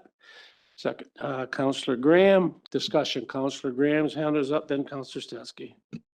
Yeah, thank you, Mr. Mayor. I think 5% is where I would see the maximum for myself to handle in light of the survey and just gut feeling and discussions with people that might not have completed the survey. And we have to remember that this is a 5% increase still. Like this is more money coming into the city. So, and also being aware of what that 5% means for some of our small business owners and some of our, we've been in meetings with our independent restaurant owners, and, you're looking at a death of 1,000 cuts out there. And so this is another maybe 5,000 or 6,000 more out of their bottom line. And how does that work? Do we need to have a discussion around the mill rates? Do we need to shift a bit more onto residential and off of some commercial? Some people might say, oh, well, that just helps the Walmarts of the world, but most of our businesses are small, independent owner operator things. So I think we need to have some more outside the box discussions on what we can do for taxes and tax revenue, and also what can be presented to council on ways to encourage tax revenue. when I know we talk about seeing some buildings being built and that will drive it up, and maybe we look at ways to incentivize some of these developers to build their buildings, which might take a year or two to get that tax revenue, but we know it's coming. So I think we have to be cognizant of that and then really look at what's driving some of our costs. I know with our WCB rates, what's driving it? Let's look at how much is increased just because of wages, because WorkSafe is based on wages, but also what's the root cause of some of these injuries or illness? Can we pinpoint it back to a specific point in time where with some of our first responders or some of our work, what has caused these issues? So I think we need some solid data there, so then we can see where we sit as an organization and why we're seeing maybe these upticks and ways that we can deal with them. But yeah, I'm very comfortable with 5%, and if we can come in lower, that's even better. Thank you, Councillor Graham. I got Councillor Stetson, Councillor Ray, then Councillor Papa. Yeah, thank you. I think it's pretty clear we're not going to go to 8.59%, but I would rather go through some of the reductions and proposals we're going to look at here in number 3 before we came up with a final increase. I agree the majority were 5%. There was also in that survey a number of smaller percentage for sure, but that said they would consider something higher than 5% as well. So I think it's a little early. I won't be supporting 5% at this point. Thank you, Councillor Ray. Thank you, Mayor. You know, as we've said many times before, I think one of the hallmarks of this council is that we're focused on being evidence-based and data-driven, and this survey is an excellent example of that very important data. And so a data point that I believe we're missing at this point is an updated tax percentage forecast from finance based on status quo services. So I would prefer to have that updated number as part of our decision-making process before we set this target. So we had an original 8.59 forecast. We've had some information that things have shifted, and they've shifted various ways. So I would like us to wait until we have that updated data from finance to be able to factor into our decision-making process. I absolutely agree. We need to sharpen our pencils, and we're going to get to that discussion coming up. And the whole exercise has been excellent to date, I think, in terms of looking at things with fresh eyes, and the whole team has been very participatory in that, which is excellent. But as outlined in the survey, I mean, we cannot forget about the inflationary costs for the city and where does that money come from. So at home, we're all feeling the cost of inflation, and it's the same for the city. So there's no easy magic wand, right? So I totally agree we need to sharpen our pencils, but I want us to do it in a real evidence-based, data-driven way. So that's why I'd prefer to wait for that updated forecast from staff. In addition, we've got some moving parts. So we're not there yet, but I anticipate that we're going to approve the new cemetery bylaw. So that's just one small example, but there's increased fees there. So that's increased revenue. So that's going to factor into our numbers. So we need to be looking not only at reducing expenses, but as we are with the cemetery bylaw, we anticipate increasing revenue. So I would just like to hold off at the moment until we have a little more data, but I fully agree, and we're going to sharpen our pencils and be working on that together. Thank you, Councillor Papa. Yes, thank you, Mayor. Hesitant to come up with a 5% number right now because I don't think we all know what that means in terms of what would all the service levels cuts be. You're telling us already that the below the line numbers are almost at 5% right now. So of all the other costs the city's going to incur, what are we going to cut back? And from the survey, you listed a number of different funding savings that probably don't add up to $1.3 million, which would be taking it from 8 down to 5. So if we do all this, which will have some huge impact on the citizens, plus still need more cuts somewhere else, I'd like to know where that is first. before we vote on a 5% number or a 6% number or an 8% number. So at this point, I think we're a little too soon in this. Thank you. Thank you very much. Councillor Blissett. Thank you. And one of the things that has come to mind in seeing the suggestions for how to reduce costs is we really didn't talk about increasing user fees. And that is an opportunity for us on, particularly on some of our recreational facilities. Not across the board, but certainly it's something for staff to look at. And I would like to get some information on that in future. And that's why I think we need a target to shoot for, because we need some incentive to do this. You know, all those things on that list we've been doing for years, and we thought we had a needs-based budget, but we could have been reducing costs back then. We just didn't know it. And so now, because we're forcing the issue at 5%, some of these things are coming to light. So I do think it's useful to have that target as we move forward. Mark. Just Mayor Price through to Councillor Bissett, and I guess two things. One is, you know, the way I worded that resolution, it's a goal, not a hard cap. The secondly is the conversation around the user fees. And so specifically, I guess the one that came up that you might be referring to was the potential loss of ICE versus paying a rate that would keep it open, like having that conversation with the user groups. And so those are the kind of things that we will be discussing more in depth as we get through the department presentations and then into the new year as we start working on these various pieces. So there's going to be quite a number of parts and pieces to the budget. They're going to have to come back to council in separate things. And so one I foresee is this conversation around rec fees for ICE specifically. So we could have on one side of the ledger, the reduction in ICE. On the other side of the ledger is what does it actually cost to keep it open that people might be paying somewhere else that they'd be willing to pay in Cranbrook to keep it open, and then work through that. So that's just one of many, many examples that you raised the cemetery bylaw. Also, we internally as staff are working on quite a number of areas of both revenue increases and cost reductions. And as the finance mentioned, like, we're so far from being in a place to give you final numbers on that yet, but we do need to get the process started. And so that's why we did the public survey early, and all this work that we typically do in the new year, we've started all of that early. And so that's why the numbers aren't ready. This would all be generally a conversation we have through the new year and into the spring. We will have it then, but we're going to be much further along. So just want to throw those things out as well. Yeah, certainly from my perspective, Mr. Director, I don't believe that we've got enough data, enough information yet to be able to put a hard number down like that. You know, I don't think we, right now, we've got the numbers to rationalize why we would do that.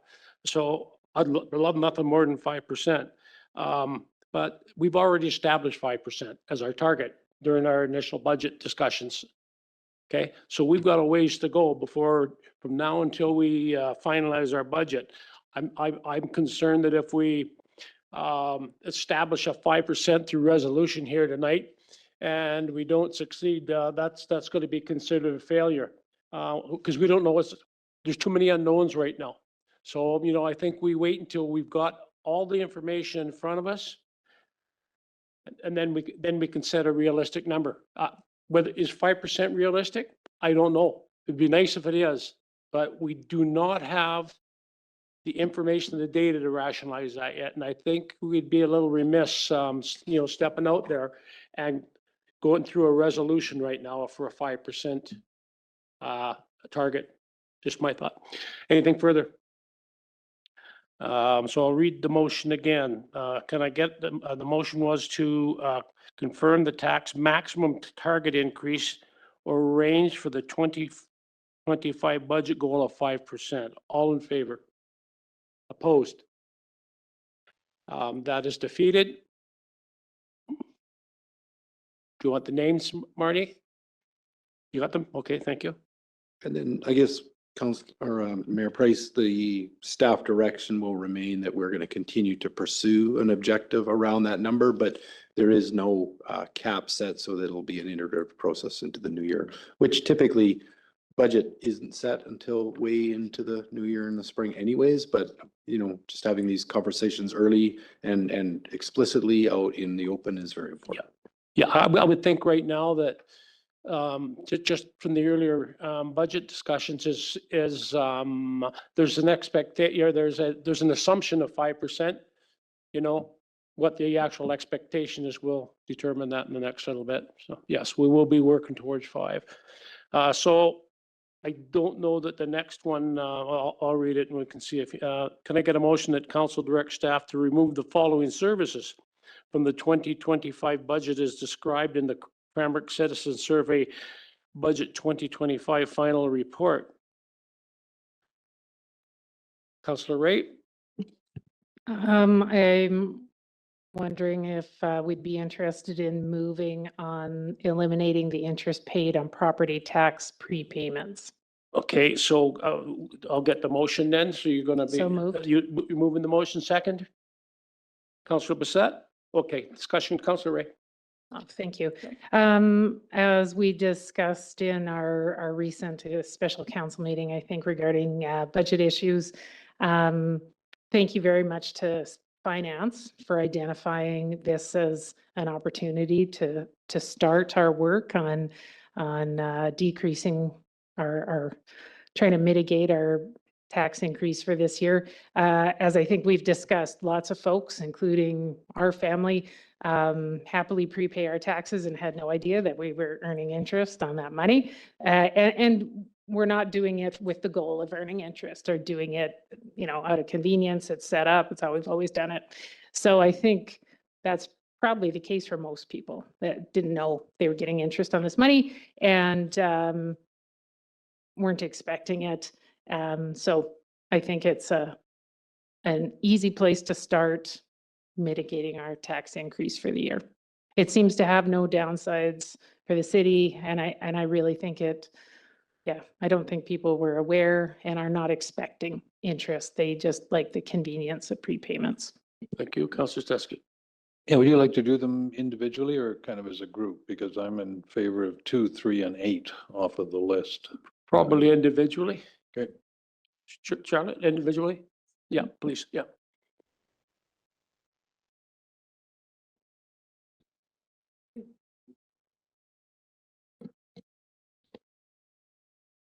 Further comment? Further? No? Okay, we'll probably has more. We move through the, certainly through our budget discussions going forward. So all in favor? Opposed? That's carried. Thank you. Councillor Steske. I'd like to move number 3, eliminate the 5% discount for residents if they pay their utilities for the year, savings of $120,000 a year. I'm missing that. Hang on.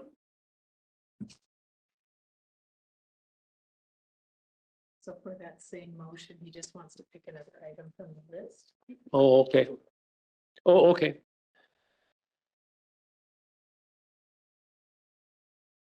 If we could do each one separately, it'd be helpful for administration as well. Yep. So now we got to go backwards here to the, for the motion was passed, right? No, it's a different motion. Oh, it's a different. Separate Oh, motion. oh, okay. I'm with you now. I apologize. Yes. Okay. Seconder on that? Councillor Popoff, discussion. Councillor Ray. Thank you, Mayor Price. I agree that this is a potential opportunity. So again, we touched on this briefly during our recent special council meeting regarding budget. So from finance, just wanted to touch again, does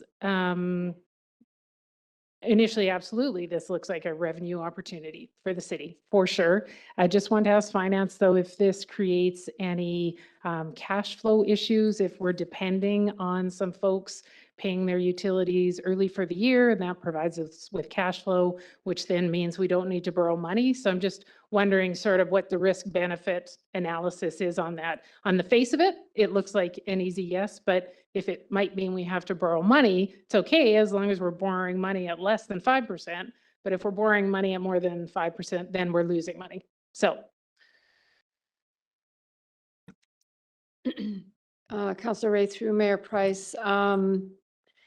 This one is a little bit probably trickier than the interest. And of course, this savings will not impact the tax levy. This is for utilities only. The discount is much more widely understood and seen than the interest. So I would say that there are a group of utility payers who pay early very specifically for the discount. So is it going to be significant enough to impact our cash flow to any great extent for any length of time? Probably not. And certainly if there is a cash flow issue, absolutely, we would have to go into our line of credit, and then there would be that cost to absorb. And the difference between the two would be marginal. So, but this one is definitely much better understood and sought out by the public than the interest. So those would be my comments on this. Councillor Brissette and Councillor Graham. So I'm thinking we should leave this until we're doing into budget discussions, when we're looking at the rates for utilities and what we can do on keeping those manageable. So I'm thinking maybe it's a bit premature to move on this one now.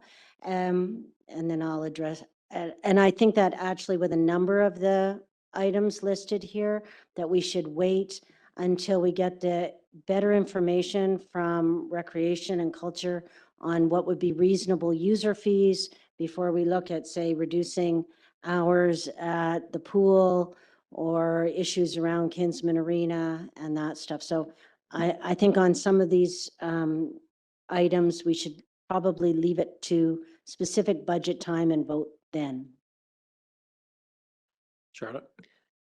Thank you, Mayor Price. And along the lines of what Councillor Blissett was referring to, the only issue with the utility bills is that discount comes into play fairly early in the year. So communicating to the public before the utility bills go out and before they start budgeting for the new year would probably be preferred. So I don't know if council would like to consider perhaps a hold on the utility to 2026 and see how it goes with the interest and see what kind of an impact there is to the tax, to the cash flow. I'm not sure if that's something council is interested in. It will make we'll have to amend all the bylaws, all the utility bylaws to remove the discount. So there is a fair bit of ahead of time work that needs to be done. And as I said, the first utility bill that goes out, albeit it's for 4 months, so it'll go out in March, covering January through April. And that discount will need to be decided on before that first utility bill goes out, in my opinion. And then, you know, how is it going to be received by the public if we come out with that in February when they're starting to pay in March? So just thoughts for council's consideration. Thank you. So Charlotte, that's your recommendation, that we wait till 2026. If it's something council wants to consider, I would recommend you wait till Thank you. 2026. Councillor Zetzke. Yeah. Makes sense, but since I think I made the motion, I'm obligated to vote in favor of it, so I'll still have to vote in favor of it, but that makes sense. Councillor Graham, do you have? No, he's good. Or I can just withdraw the motion then at this point? Yeah, if you want to withdraw the. Yeah, sure. Okay. Okay. Sure. Good. Okay. If further, ready to move on? Good stuff. Okay, moving on to admin updates. We have 6 admin updates tonight. First is from Public Works regarding the e-scooter year-end summary. That was just for item 3. What about item 8? Can we vote on that tonight? Which is to Oh, move you to want to the, do now? Oh, yeah, that's what I thought. Okay, but I thought if there's anything else. you move would to have- the two-tiered system. Item 8.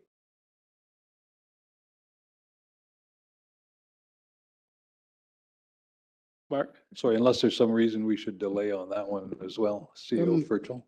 I just thought, like, one thing that has changed since this is we have been in active conversations with the RD around some alternatives. This certainly got their attention, and they are in a place of exploring alternative options with us. So without saying too much, because it's very up in the air right now, there is a quite a bit of work going on behind the scenes on this one as well. Just so council's aware that this process, by starting it early and being very pointed about these specific areas, has brought a lot of conversations into the open that we can have well before we set the budget, that we wouldn't have otherwise if we did consultations during the budget process in the new year. And that was the purpose. So it is working. But just so you're aware of that. Yeah, you good? Okay, thanks. Thanks, Mark. Okay, update regarding the e-scooter year-end summary. Caitlin, please. This is an annual update for the e-scooter program. So we finished off the first year of the program at the end of October of this year. We continue to see a great amount of use from residents and visitors using e-scooters throughout the whole season. We are actually #1 for Bird Canada for the number of e-scooter rides per unique rider. And we also have a large amount of riders that use e-scooters consistently.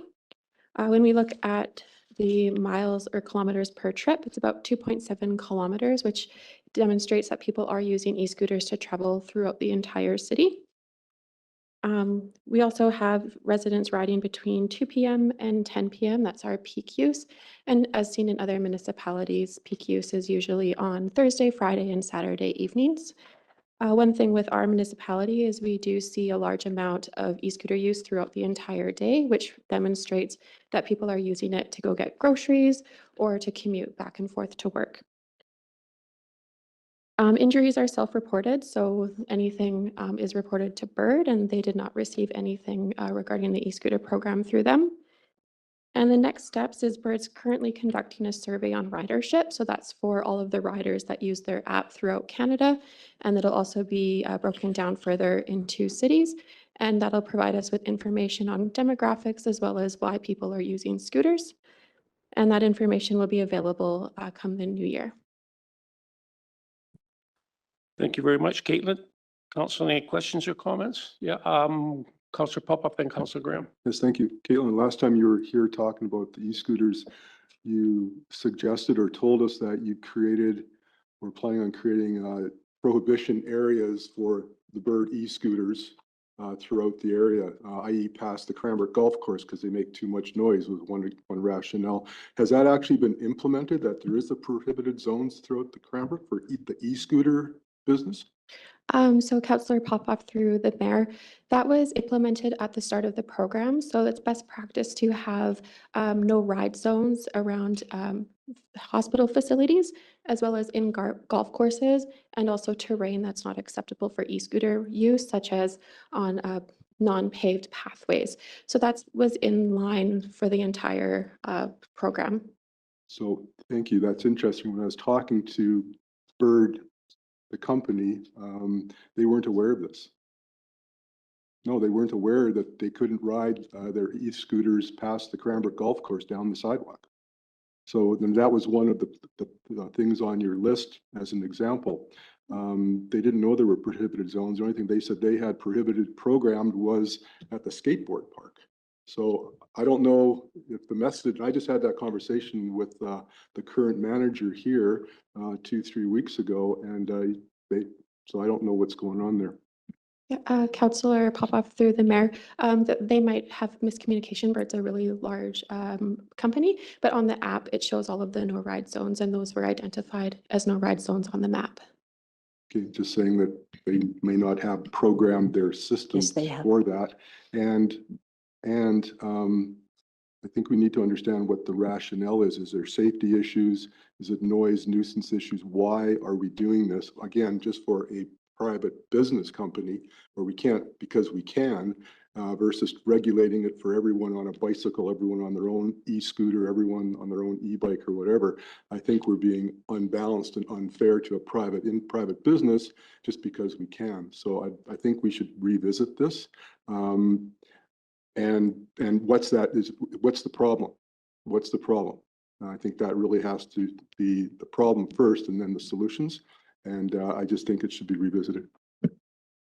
Thank you. Councilor Graham. Yeah, thank you. I guess the question I have is the report here, it's good there, what they've sent with who's riding, what's happening. Is that, do they consider that successful? Were we successful? Were we successful? Like, where do we land in the matrix of the pilot? Like, was it worthwhile for them or not? Councillor Graham, through the mayor, Bird is very happy with the program in Cranbrook. It was the easiest program for them to implement. In other municipalities, they actually have to ban riders from using e-scooters due to behavior, and they didn't have any issues with that in Cranbrook. Everyone was using scooters more responsible than other municipalities, and yeah, they thought Cranbrook was very successful, which shows in the numbers with being number one for unique riders. Oh, great. That's good news. Further? Thank you, Caitlin. Great job. Next up is from Corporate Services regarding public comments on city social media. Grossetto is up to give us an update on this. Yes, thank you very much.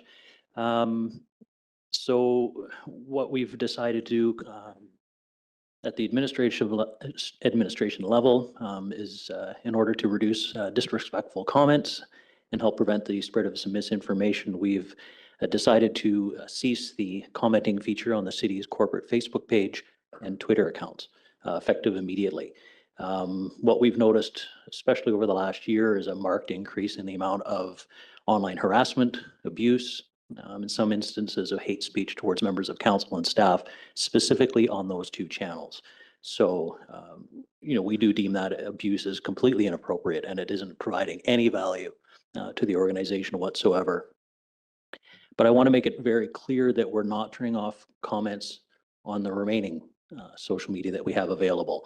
Our Instagram, our LinkedIn, and Threads as examples, where we found that the interactions have been a lot more civil and productive, especially through our rec and culture department. They're finding both those tools, their Facebook and Instagram, to be very useful in answering questions around their programs and especially their events and concerts. So for those reasons, we're going to keep those pages as they are for now, as well as the Twitter account for Cranbrook Fire. And I also want to make it clear,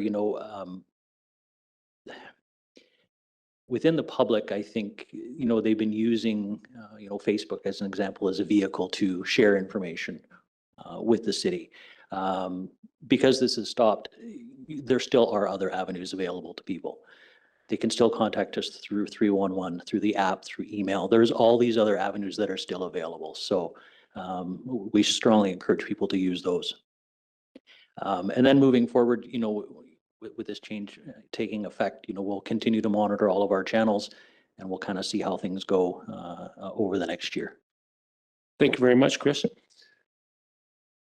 Council, comments, questions? No? Great job. It's unfortunate it has to come to that, but so be it. Yeah, we'll move forward. Thank you very much, Chris.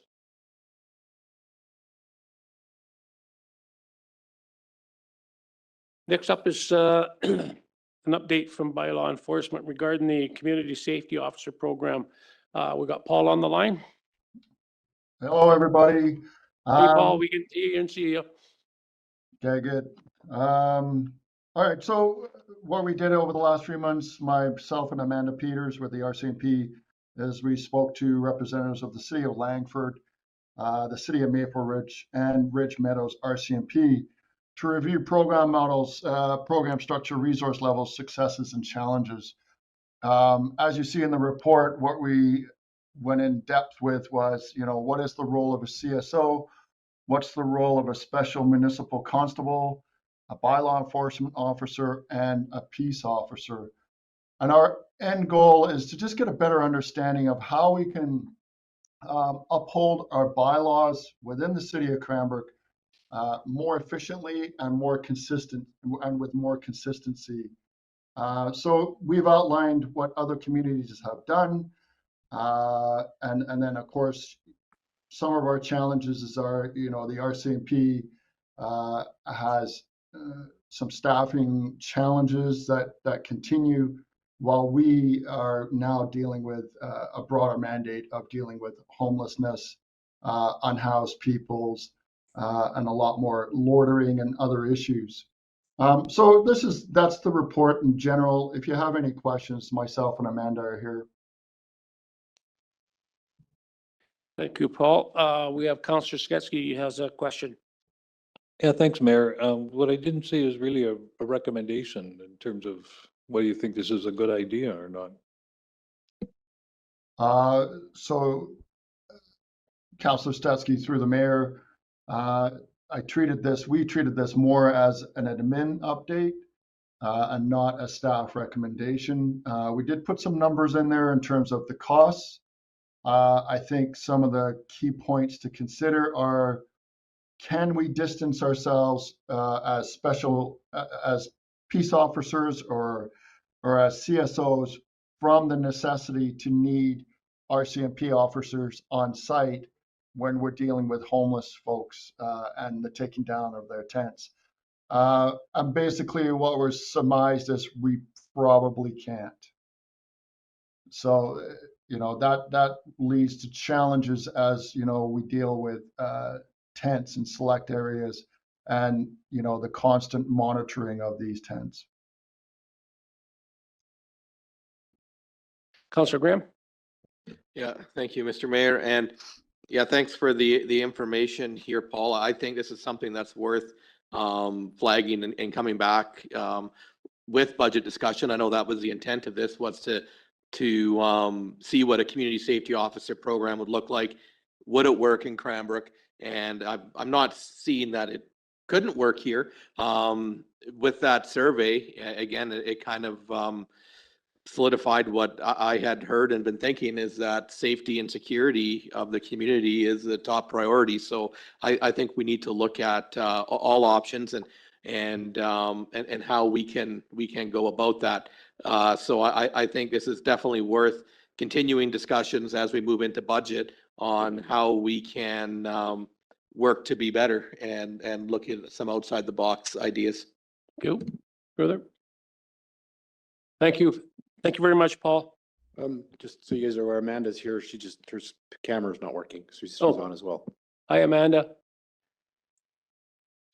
Could you hear us? Hi, thank you. Yeah. Do you have any comment on that, Amanda?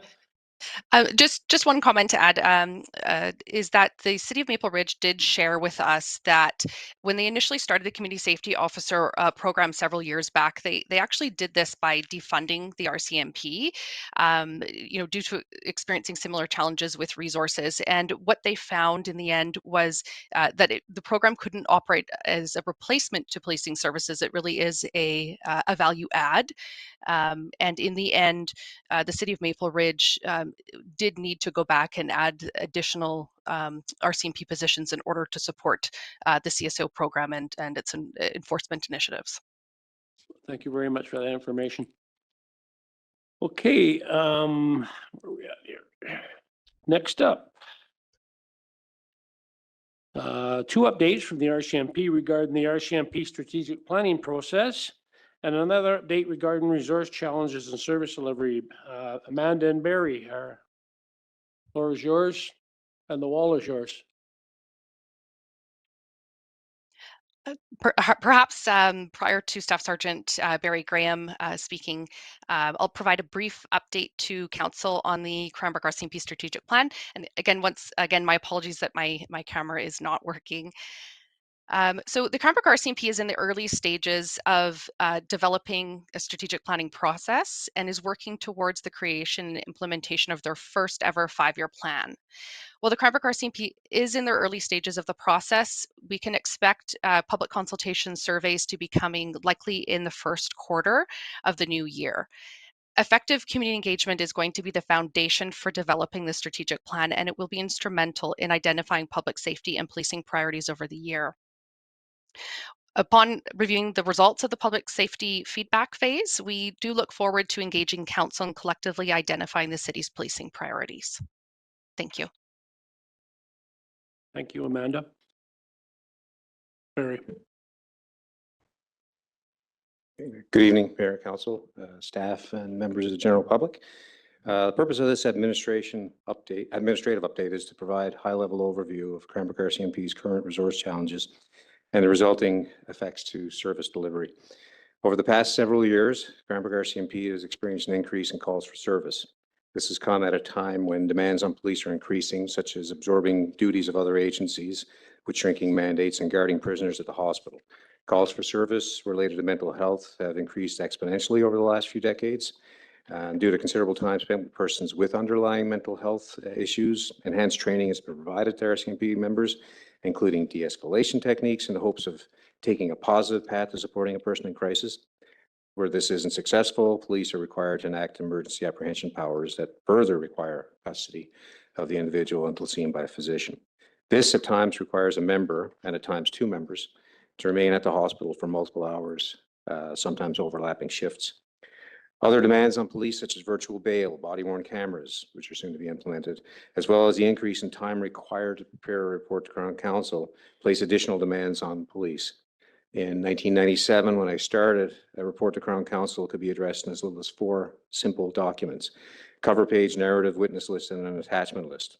Some reports could even be submitted on a 1-page prosecutor information sheet, Form 819A, as I recall. It was good times at that for reporting anyway. Today's report to Crown Council requires significantly more detail and data in order to comply with provincial standards.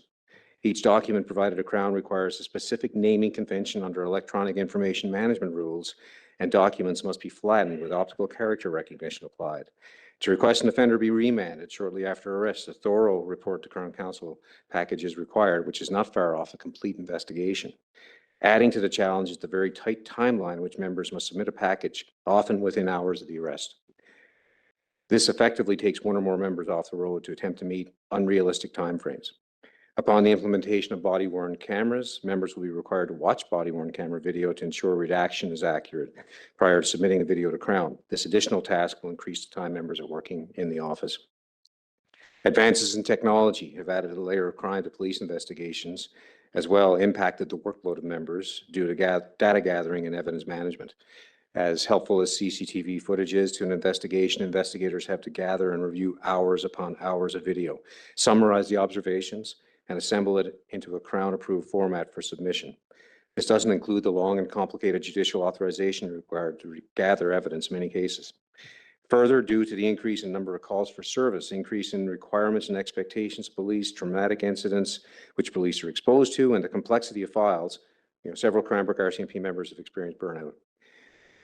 I would argue that most everyone has experienced some level of burnout, some to the point that they're on long-term medical absences. And this may occur from one singular traumatic event or a series of events, also known as operational stress injuries. The RCMP has increased early identification systems, treatment, and proactive health interventions. With the stigma around mental health decreasing, we see more RCMP members accessing the available services and supports. For the organization to support members, it may require sacrificing the short-term resource needs for long-term health and productivity of that member. Currently, Cranbrook Detachment has 4 members on short-term or long-term leave. Human rights legislation underlies the commitment that members on medical absences retain their substantive position. And while the city does not pay a member's salary once they've been on leave for 31 plus consecutive days, RCMP policy specifies it is only the 1-year mark that a request may be made to staff the position, retaining the commitment to the member on medical absence. And similar to proactive mental health care, RCMP members are no longer expected to work through injuries that risk aggravation and decline to health. Members who lack the full ability to meet the physical demands of a critical incident put not only themselves in danger, but the entire team and community as well. When a member is injured, they are generally placed on restricted duties and complete in-office duties only in an effort to remain in the workplace. Presently, Cranbrook Detachment has 2 members on restricted duties and not considered rotatable. While life continues for members outside the policing role, at any given time, Cranbrook Detachment will have members on maternity or paternity leave. Currently, there are 2 Cranbrook RCMP members on paternity leave, one of which is on leave for 9 months. This federal right is fully supported, as it should be, but was extremely uncommon mere decades ago. In addition to the above, member retirements and transfers often take time to fill and for the detachment to receive the incoming members. Cranbrook Detachment currently has 2 vacancies due to retirement or transfer. Actually, we have 4 vacancies. Sorry, I need to update that. With resource levels and workload challenging, even when fully staffed, any reduction in operational members greatly impacts the remaining team. As the number of fully operational police officers drops for any of the reasons shared or other, the workload, calls for service per member, and the exposure to traumatic incidents only increases for each remaining member. Same amount of calls come in and the same response is expected is just shifted to the remaining people. As we've seen over 2024, this has created a snowball effect of member burnout. The more members we lose, the more we anticipate losing in the near future due to extended burnout. At present, less than 60% of our frontline members are operational and roadable. This means that there are generally 2 to 3 police officers answering 911 calls and non-emergency calls for service in the city of Cranbrook. Frontline policing is the core of what we do, and Cranbrook RCMP must ensure its available resources maintain frontline operations. As a result, the mental health liaison and community policing positions will remain unfilled as we focus those resources to frontline policing. The General Investigation Section is constantly required to provide frontline policing support, which diverts them away from targeting those at the center of the opioid crisis, who are targeting the vulnerable population, including youth. A further reduction in Cranbrook RCMP members due to leave or any other may require further adjustments to service delivery. Cranbrook Detachment is currently operating in a reactive policing model with extremely limited ability to provide proactive policing. Cranbrook RCMP has been fortunate to receive temporary assistance from out-of-jurisdiction members working at Cranbrook Detachment on overtime. This has provided a small reprieve for Cranbrook members in having extra assistance responding to calls for service. However, the out-of-jurisdiction members do not carry a file load or conduct full investigations, which mean those tasks are placed onto Cranbrook RCMP members who are already overloaded with files and outstanding investigations. In summary, Cranbrook Detachment's current staffing crisis has been compounded by the increased workload pushed to the shrinking core of members, which has contributed to more mental health related absences. Cranbrook Detachment is currently experiencing an unprecedented operational load. Due to workload and low resource levels, most regular member shifts are extended and well beyond their scheduled 12 hours. As I complete that, I can say I just had a conversation with one of the members in the change room an hour after shift, and I said, "When's the last time you got off at 6 o'clock?" He said, "I don't know." And so I hope you're claiming the overtime. He said, "Well, you know," and that's the kind of attention to duty that our members have. It's exhausting, and they need their time off to recover, to get back for the next shift. And that's the Thanks, report. Amanda Barry. Councillor Graham and Councillor Ray. Yeah, thank you for that synopsis that we see in front of us, and it's one that we've seen in front of us multiple times since I've sat around this table. I got a few questions here, if I may, Mr. Mayor. The first one is just around the 5-year strategic plan. Do we have a city rep on that? I don't know, that may be for the CAO. I would hope that we're actively engaged in that 5-year strategic plan as we pay for 90% of the policing. This is fresh, the strategic planning. So there's been no representation. We're just in discussions as to how to actually roll it out, who to engage to help us start that. And we certainly welcome any input or policy directives that we must follow. And then council recall, we did have a conversation around the RCMP strategic plan just in the 1-year horizon earlier this year as well. And then I guess what I'm concerned about is that, as I kind of preface at the start, is that we're hearing the same story year after year or every second year. You know, when we were at the training center and you had literally just pulled off the road so you could do a presentation, or last time you were here, you had just come off the weekend midnight shift. And it's, how do we change this? Because nothing has changed. We're seeing a 3% direct tax increase for RCMP, but nothing, the situation has gotten worse. So we're paying more, technically. Sure, we might get it back on the back end, but with the way that our survey went out, the number one issue is safety, security in the community, and we're not able to provide that. So how do we change this story quickly rather than having to go through this? Like, where do we go? Councilor Graham, through the mayor, if I got that part right, new verbiage for me. That's an excellent question. And I would say that thanks to the support of mayor and council to have those 4 unfunded positions, we've avoided operational collapse. The lens that we look through as to what the RCMP costs, and I don't know the 3%, but I can tell you that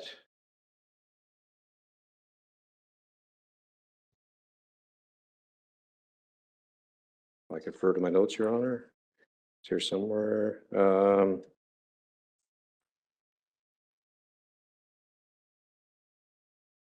I had it. So we average $697,000 under budget over the last 5 years. I can't give you the total, as I was hoping to get all my notes for. That includes the fact that we've been risk managed below our 2011 FTE. So we don't get a chance to spend our budget. The 4 unfunded positions gave us a chance to be over. And if we're going to be, I believe the division vacancy rate rose over 4 years from 12% to 26%. So this is across the board. And when I first came to mayor and council for the 4 unfunded positions, my theme was, let's get ahead of this. We see where these things are going. This is not the venue to ask for more members, but you asked a question. And if we have more people, we can actually do our own vacancy management. We did at the end of our last fiscal, had the unique and enviable overstaffing situation. Of the 26 FTE, which we were budgeted down to 25 for, of that, we actually had 32 operational people working. All the 4 people in the unfunded positions were working, and we had 2 members that had sold their residences and didn't transfer, and their replacements had already showed up. We assigned people out to 2 people to Golden Detachment who were in need, and 1 person to Crescent Detachment. And we still returned close to $500,000. Well, sorry, the slippage was 200-something thousand. And with the risk managed value of the member position that we were down, it still worked out to $500,000. So my belief is, and you're asking a question as to how do we get ahead of this, is to keep doing what we're doing and actually add on. The RCMP doesn't do the unfunded positions anymore, so there is risk with authorized increases. But as we demonstrated this past year, we take the budget very seriously. We don't want to be an additional drain on the community. We look at the survey results, and we're with them. When people are unsatisfied with the police service, it's not the quality. The people that are coming to work are doing a really exceptional job. They've absorbed the workload of so many other agencies, and we just need the ability to do it. We need to think outside the box, as you said. When you look at the community safety officers, we right now have a retired member reservist who's taken on 90% of our homeless camp patrols under the $125,000 grant that we received from the province. That doesn't have an impact on the city. That's provincial money. We're doing our best to have if there's a repeat violent offender, we put in the money for the grants. Like we are up there with all the detachments in the province for grants because we're trying to minimize our impact on the city. Should that hurt us because we send back money or we don't spend our budget? I think give us the ability to actually spend our budget, and we'll be able to do the things we need to do. None of us like to go home knowing we didn't do everything we could for a victim, but we can only go so far. And to move to another, and there's value in the community safety officer positions, but they do work in pairs, and that pair works 24% of the week. We work 24/7. It's a different call. There's pros and cons, and it's not something that easily dismissed. But I can say that we're the only ones that stay up past midnight to address all things good and bad. And yeah, I've probably taken too long on a simple question. Yeah, I got 2 more, if I may, and I think the big thing is which we heard from Mr. Haywood a little earlier, is that we need for us to deal with some of the issues that we're facing, and with tents, is like we need the RCMP backstop to go with bylaw, and so that needs to be a priority.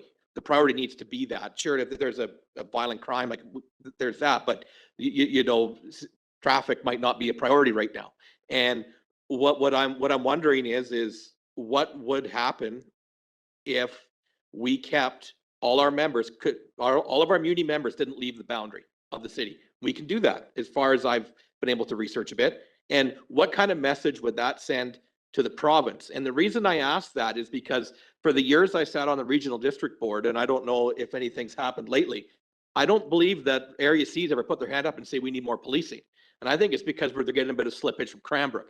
If we were to say, no, our guys don't leave this boundary, there might be a way that maybe we'll see some more increases in the provincial unit, which hasn't been increased since 1997, though the population has grown. I think we need to look at some strategic ways to make a few veiled threats and see if the province will act. It is, again, this has nothing to do with yourself or your members. I think it's the system that we're forced to operate in right now that isn't giving us it's not nimble enough to deal with the issues that are facing us immediate. So I think we need to look at ideas like that. What would happen? And I don't know. And I don't know if you can answer that tonight. That's fine. Maybe Amanda has some ideas or something, but like, can we do that? And what does that do? And does that send a message to the province? And the other thing is what if we look at regional policing models? What if we look at incorporating with Kimberley or with others and create, like, you look at like Peel Regional Police or create a regional policing model where we then begin to have some more of these, more members and then more responsibility for the area. But again, we're looking at outside the box ideas because I feel like we're here every second year and we need something to change. Amanda? Thank you. Councillor Graham, through the mayor, the city of Cranbrook did draft a letter to provincial RCMP requesting remuneration, financial remuneration for policing services provided outside of our municipal boundary. That included both the services provided by municipal support staff, city of Cranbrook staff, as well as municipally funded Cranbrook RCMP members. I believe that letter is currently with the province, with the ministry, and we are eagerly waiting result of that.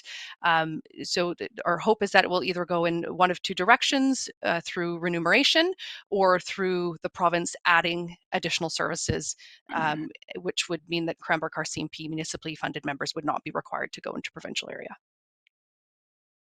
Certainly. One supplemental to that, did the regional district sign off on that or provide a letter of support? Because I think that is a big thing. If the regional district isn't saying they need more policing, like I think they need to feel the heat a bit. They need to feel the pinch that, oh, well, maybe we're not getting service enough. Like I think that's important. And that might be more for our regional directors, the mayor and Councillor Blissett. But I think we need to bring that up at the regional district and maybe have them invite Staff Sergeant Graham to talk about the policing situation. Do you want to comment, Barry? Yeah, that's an excellent comment. Everything that you mentioned before, we have to look at every avenue and service delivery across the board. And we know that I can say quite clearly, the province isn't keeping up. We've increased, the municipality's been supportive. We've had our extra municipal employee positions. It would be good if there was some reciprocal engagement from the province. Really appreciate the Charlotte and Mark going to bat for the remuneration part that has some accountability to it. And yeah, everything that we can do. One of the things that we're looked at with service delivery is if we were to go to a separate detachment and the impact that would have. And I think that's just like the remuneration memo has gotten some attention from headquarters, and it may have pretty slowed down some of the other decision making as they decide who's going to occupy our detachment and what cost that is. So definitely something to engage other stakeholders as well. Thank you, Barry. Councillor Ray? Thank you, Mayor. Thank you very much for raising these issues. I think it's important, of course, for council to be aware, but also for the community as a whole to be aware. I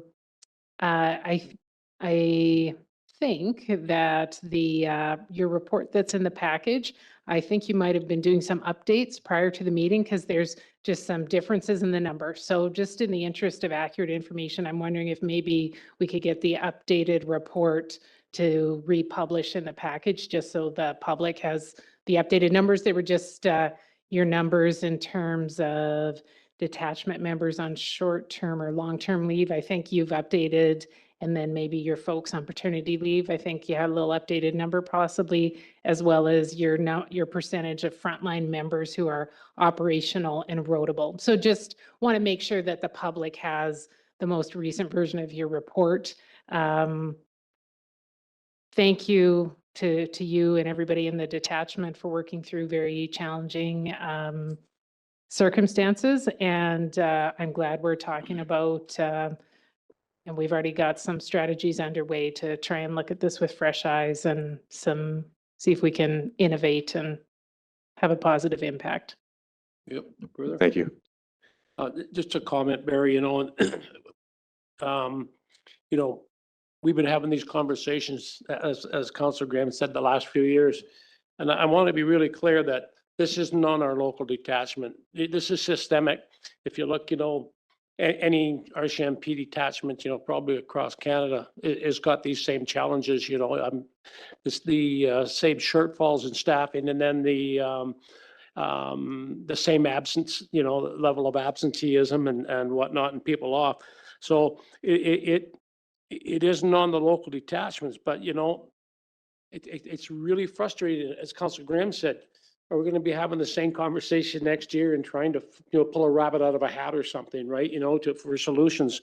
And it was sort of like our conversation with the regional district, pay your share in the 2-tier, and it's got some attention now because really the budgetary challenge is not just here, it's everywhere across Canada right now. No luxury anymore being able to support your neighbor, and offsetting their costs anymore. We all got to collect what's owing to us, and we certainly see what that's done in the regional district. We did crunch the numbers. With the RCMP, it's 19%. I think it was around 19% calls out in the Area C. Well, I'm good. A good suggestion by Councillor Graham, to take it to the RDK, get a letter of support. But next step, I think, is follow up correspondence with the RCMP and just kind of float some things out there that these are some actions that we're going to have to consider going forward, and whether we can stop the local detachment officers from going to our area, or demanding that we get the 19% payback. But even the 19% payback isn't going to do anything at the end of the day. We're going to get some money back. So it helps with the budget, but it sure isn't going to help with our staffing and our policing. So, it's a real conundrum. And, but I think we have to take a little firmer approach certainly with Ottawa. Thank you, Mayor Price. Through the councillors. Great points. The crux of what I was trying to speak to earlier is giving us better control over our staffing. When someone is off and we have to wait a year to staff the position, if we had other people on staff, like we have the ability to run vacancy management, to assign people out, to do all these things if we're going to approach over budget. Our problem is just getting the boots on the ground right now. And it's the approach of going to the province, like for grant funding, to make them accountable for the amount of time that our support staff go. That is the right way. But I also caution the stopping the great things that you're doing to make this community safe.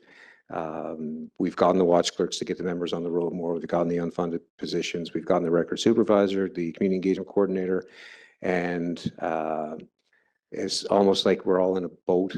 There's so many of us who are municipal and so many are provincial, and we're going toward the rapids. Well, that guy's not paddling, so I'm not going to paddle either. We're all going to go down. And we're doing our best. We do staff the provincial positions 100%. If there's somebody in the provincial funded position that's on medical absence, they're swapped out with and it's a lot of work, but we do it because it's the savings comes to the city. With more people, we can actually do the job and actually still stay within our 26 full-time equivalent from that we peaked at in 2011. The extra 4 is not, as Councillor Graham says, not doing anything. We keep coming back for this, but my stance is that if with more people we can, because to be honest with you, the other thing that I should mention, we've been successful in bringing in a lot of people from out of town to help, but it's not cheap. In October, we spent $111,000 on overtime alone. The costs of people traveling here, the cost of expenses, hotels, it's about $2,500 a shift. And we have 89 shifts in November. And that is literally just to keep the wheels running. 2 of our watches had 1 person left. Would it be better to have somebody local in those positions and not have to spend the overtime? Spread the file load out. That is our belief, and it's difficult. I don't like to provide those numbers, but we were close to implosion, and thankfully that pool of resources is there. We have an extra reservist now that we can call upon, but we can't depend on people coming in, or we can't depend on retired members staying. They've done their time, and it's hard to imagine a reality where we don't have those, and we can't help people. Thanks, Barry. Thanks, Barry. Amanda, thank you so much. Final admin update is from Engineering Development Service regarding our active transportation bike lane implementation. Mike's here to speak to that. Thank you, Mayor Price and Council. Following the creation of the city's active transportation plan and in discussion with council, staff have begun the installation of bike lanes and active transportation infrastructure. Much of this work is being done through line painting and signage in a cost-effective manner, with a focus really only on connecting the major nodes in the community, such as downtown, College of the Rockies, parks, and existing trail network hubs. The implementation of the active transportation plan is a result of significant public and stakeholder consultation, and was also included as a community priority in the downtown revitalization plan and the tourism master plan.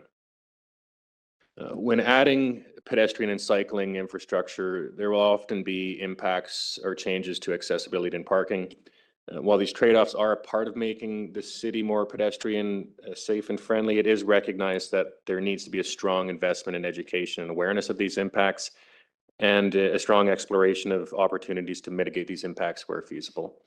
The most recent bike lane installation near 14th Avenue and 2nd Street North posed some of these challenges that staff have made some adjustments to address, and are looking at continued ways that we can make some improvements in those areas as we monitor the effectiveness. The successful e-scooter pilot project, which council heard an update on earlier tonight, and a continued increase in cycling throughout the community means that these active transportation upgrades are needed if we want to increase safety and reduce the likelihood of conflicts taking place on sidewalks and the roadways.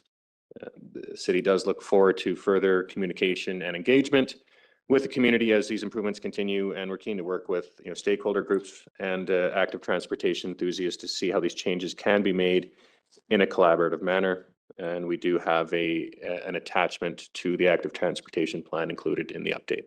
Thanks, Mike. Councillor Teske. So absolutely supportive of increasing cycling opportunities within the city. 14th Avenue, you did mention it. What potentially do you think is the fix or improvement there? Because it is really confusing in front of Mount Baker School and Key City Theatre. Councillor Stetsky, through the mayor, I think there's a couple things here. From staff's perspective, we did make quite a few modifications to the initial design on there, and I know that what was painted on there is a significant change, and I certainly recognized it the first time I saw it, and every time I did see it since then. It is something that you do get used to, and you do understand that these type of installations, throughout North America do need to have at least a basic level of engineering standard in order to accommodate it. So I think it is something that we need to look at this from the broader perspective, and maybe a longer term approach of having some more proactive education and awareness of what bike lane installations look like. Because like I said myself, I've seen these in other communities, but to see it in Cranbrook was a little bit shocking, the change. So I think that's what we need to look at doing. I think in those particular areas, we do have staff right now looking at that design as well and monitoring its effectiveness and seeing if there are any tweaks or adjustments that can be made so that it's easier for the driver to understand what to do as you're approaching it. Right now, we stopped at one point. So as you transition into and out of these areas, you are going to naturally have some of those concerns. So we do need to probably do a little bit better look at seeing if we're going to have a transition that's a little bit more harsh to address. Should we wait and just try to continue it to a next intersection where it's going to be more simple to do? And these are all some lessons that that we are learning in the applicability of it. We're going to be looking at investing some more time into education and understanding of those things. I've reached out to several other communities that have gone through these processes to make sure that we're not making these changes without understanding how they can best be done. So the installations that were done this year, we are going to be looking to see if there are any tweaks or adjustments that can be done physically, in addition to being able to better promote how these are supposed to be navigated. Mike, Councillor Graham? Yeah, thank you. Yeah, I think we have to be aware that it's great that we're working towards and we're doing some bike lane stuff, but 90% of the people drive and it's a bit busy road and I can't drive down that road and legally be in my lane. I'm literally in or over the yellow line because there's people parked and the way it's pinched off. So I think we have to be looking at that because technically I'm breaking law because I'm in that yellow lane. So I'm not driving safely because I can't drive safely in that area. So I think that it's important, but also looking at with such drastic change, like I get it. We completely got rid of traffic lights, put a four-way stop, and then there's a bunch of concrete abutments. No one knows if you can turn because there's no painted lines. Can you turn right? Can't you turn right? Am I gonna hit someone on a bike? Right now it's going great because it's all snow covered. But yeah, like I think that yeah, there's definitely engineering standards. There's ways that things are built, but you can always find an engineer that would look at something a different way and apply it a different way. So I think we have to be cognizant of that as well. And that intersection is one for concern, just with the fact of on-street parking on, I guess it would be on the west side of the road. So do we get rid of that on-street parking? And then there wouldn't be an issue. Councillor Graham through the mayor. Yes, that is one of the issues is when we did have these impacts to parking, it wasn't something that was fully realized, and there was an effort to take opportunity of the funding that was being used to upgrade the intersection while that signal was coming out to save, I think it was over $1 million, and then in order to incorporate the active transportation into that intersection design.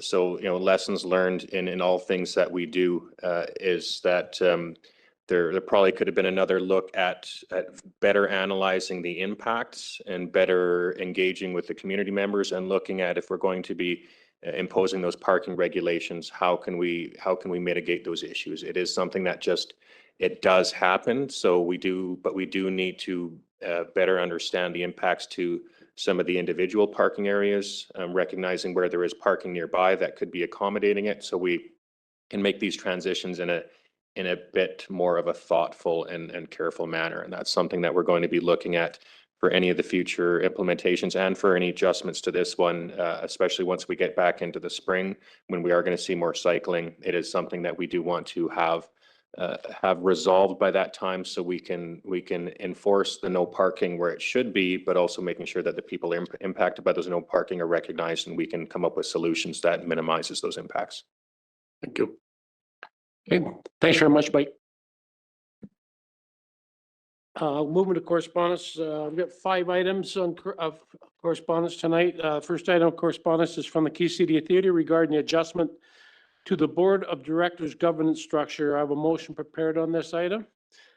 Can I get a motion that council receive the correspondence from Galen Olsted, Executive Director, Key City Theatre, dated November 6, 2024, regarding the proposed adjustment to the governance structure of the Board of Directors, and further approve the request to change the City of Cranbrook Board of Directors appointment to the Key City Theatre to 1 director appointment. Mover, please. Councillor Ray, Councillor Bissett. Discussion. Councillor Graham. Yeah, thank you. I just one question, and I'm not sure if you can answer it. I like where Galen was talking about providing an appointment from the regional district of Area C just to strengthen regional ties. I would be fine with that as long as Regional C is putting up the same amount of money as Cranbrook is for that position. I wouldn't want to give up R2 and then Regional District gets it for a $20,000 grant. All of a sudden they get a position. Like we fund that a lot. A lot of money goes into the Key City Theater. So I would say, great, put your money up like we have and the school district. Okay. Councillor Ray. Thank you, Mayor.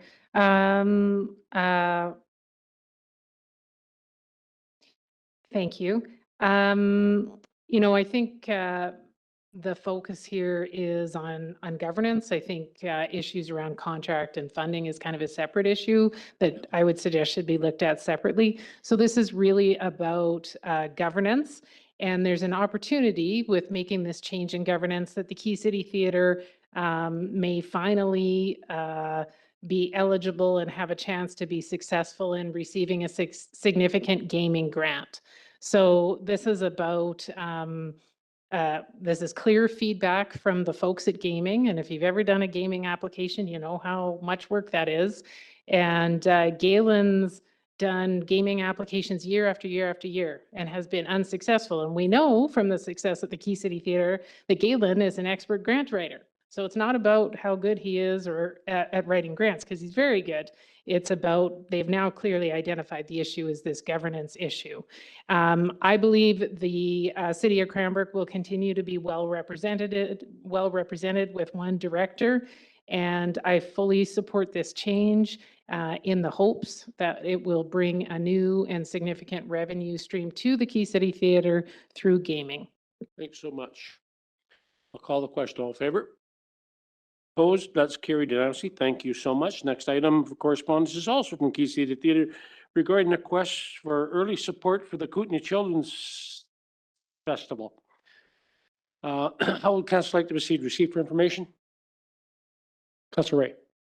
I'd like to make a motion, please. Certainly. I'd like to move that council support this request with a grant of $1,500 through the council contingency fund. And if there's a seconder, I'd be pleased to speak to my rationale. Thank you. Seconder was Councillor Brissette. Discussion.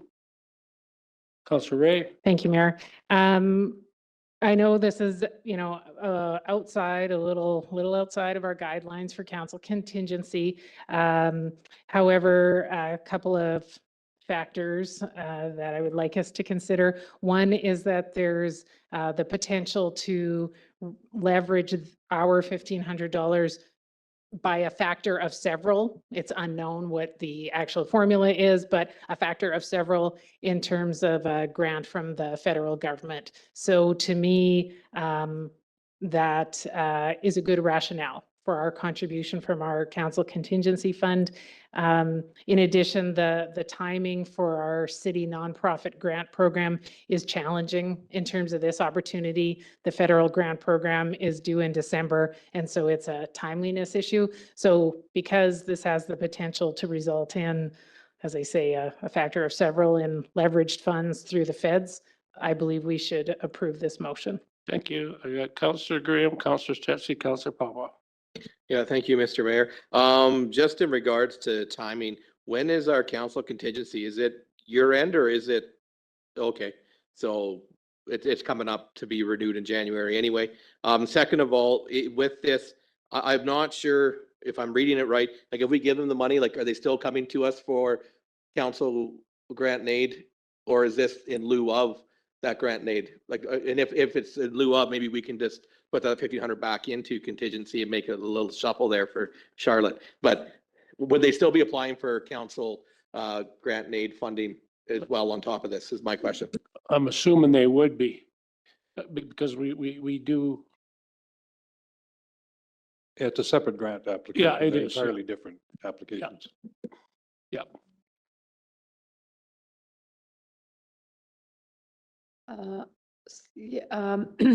So it's my interpretation that funding the 1,500 from council contingency for this particular application will be instead of going through the municipal grant program, because the municipal grant program, the timing of it doesn't allow them to wait.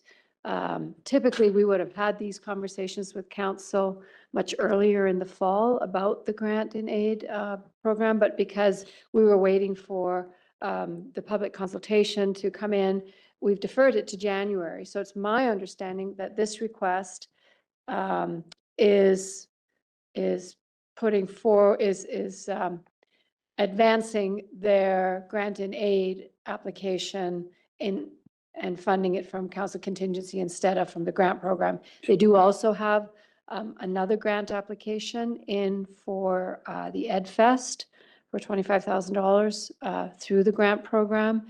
In addition, they received the $120,000 through the 5-year funding agreement. So I'm not expecting to see two $1,500 applications. Yeah, but we would be doing some in-kind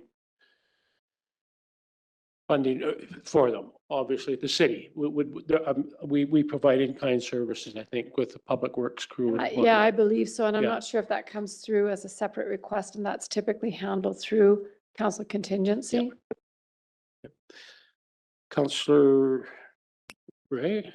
I appreciate the additional discussion, and I guess I would just respectfully suggest that those are separate conversations. The motion we have before us right now is this request, $1,500 from council contingency, and I look forward to those future conversations as separate conversations regarding the nonprofit grant program. This is a request to the council contingency fund. It's not a request through the nonprofit grant program.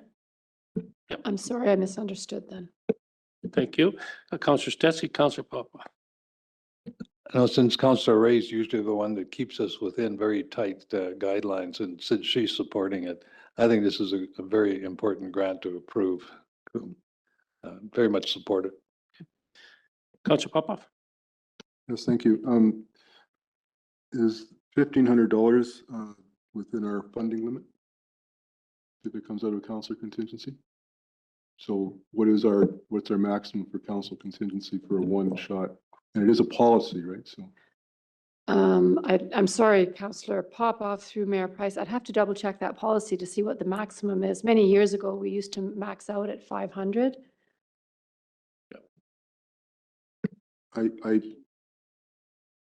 Council has overridden that several times. Yeah. Okay. It's 500. Bradley's just confirmed. We have overridden this before, going against our own council. We'll see. Very good. Yes, yes, you have. Okay, that's what we did. And I guess the other question is, does the money have to come from the city? There are other nonprofit organizations out there that have money that might be able to provide this money in the same time frame. Does it have to come from the city? And I'm getting a nod from the head. Okay. But the request is to the city. That's how we're going to deal with it, right? And they may be applying elsewhere as well, right? So I'm informed that yes, it does have to yeah. come from the Councillor city. Ray. Thank you. Yeah, we're good? Okay, further? All in favor? Opposed? That was down and dirty. Got her. That's approved.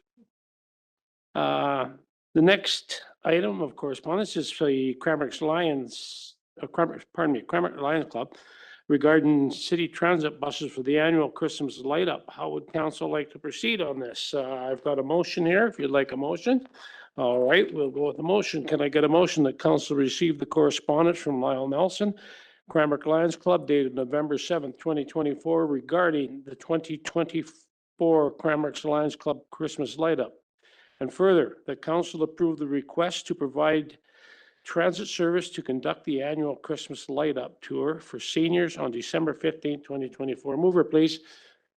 Councillor Stetsky, Councillor Blissett, discussion. All in favor?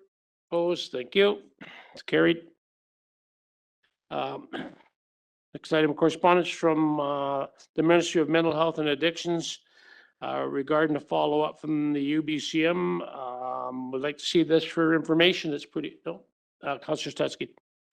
I don't know whether you want a motion. If you want one, I can make one, but I have been in contact with the new Minister of Health and addiction centers. They folded that former ministry, and addiction centers are now under health in general. And so I would like to see us resubmit the letter but this time send it to the new minister along with our motion and the letter. So just change the names, but send it on to the new minister and Okay, you're making that motion? I will make that. Okay, motion. seconder. Councillor Ray? Have you got that, Marnie, the gist of that? Great. Discussion, all in favor? Opposed? Thank you, Wayne, for that. Final item is from the Cranbrook U15 Tier 3 Bucks hockey team regarding ice time for the BC Hockey U15 Tier 3 Provincial Champions Tournament. I have a motion prepared on this item. How would council like to proceed with it? Motion? Yeah, okay. Can I get a motion that council receive the correspondence from Pam Pinch, Provincial Host Sponsorship Committee, Cranbrook U15 Tier 3 Bucks Hockey Team, dated November 19th, 2024, regarding a request for donation of ice costs. And further, that council approve a donation in the amount of, somebody like to suggest a figure? Councillor Graham, 1,056.80 $1,056.80. from council contingency. In support of the event, source of events, council contingency. Okay. Mover, that was Councillor Graham. Seconder was Councillor Ray. Discussion. Councillor Graham? Yeah, just a question for CFO Osborne. What is our balance left in council contingency after this, roughly? Councillor Graham through Mayor Price. I just provided an update the other day, and I'm sorry, the total escapes me. Councillor Ray? Thank you. I have Charlotte's email here. So our 2024 budget is $10,000 to date, not counting the motion we just approved. We have spent $3,050.08. Thank you for that update, Councillor Ray. Okay. Yes, good? thank you, Councillor Ray. All in favor? Opposed? That's carried. Thank you. That brings us now to Mayor and Council's reports and inquiries. We'll start with Councillor Stetsky. Yes, thank you. Been a very busy few weeks in terms of attending meetings. On behalf of council, I attended the East Kootenay Chamber of Mines Conference, Library Board, Seniors in Partnership, Cranbrook Social Planning Society, participated in the Municipal Protected Areas Zoom meeting, Barrie Architecture's anniversary, and Pop Price Park, which is the Cranbrook Urban Farm Group and their new initiative to grow food year-round in Cranbrook. Earlier when we were looking at the possible cuts, CEO Furto, the one concerning the Kinsman Arena, I forgot to mention, and I would like to just bring it up at this time. I haven't heard from staff yet whether we remove ice from Kinsman Arena, whether all of the hockey groups can be accommodated at the Memorial Arena and at Western Financial Place or not. And that's, for me, that's really key as to whether we would stop having ice at the Kinsman Arena. And also whether the Kinsmen have been consulted in possibly removing the ice. So if you could just make note of that, that would be great.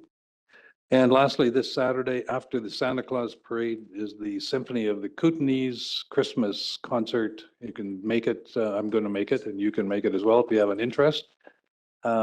It's featuring special East Coast folk duos, so there'll be some Celtic aspects to it. And then there'll be 3 local, very talented students and individuals participating in the Symphony of the Kootenays concert. So that's this Saturday at 7:30. You're all invited. Councillor Bassett.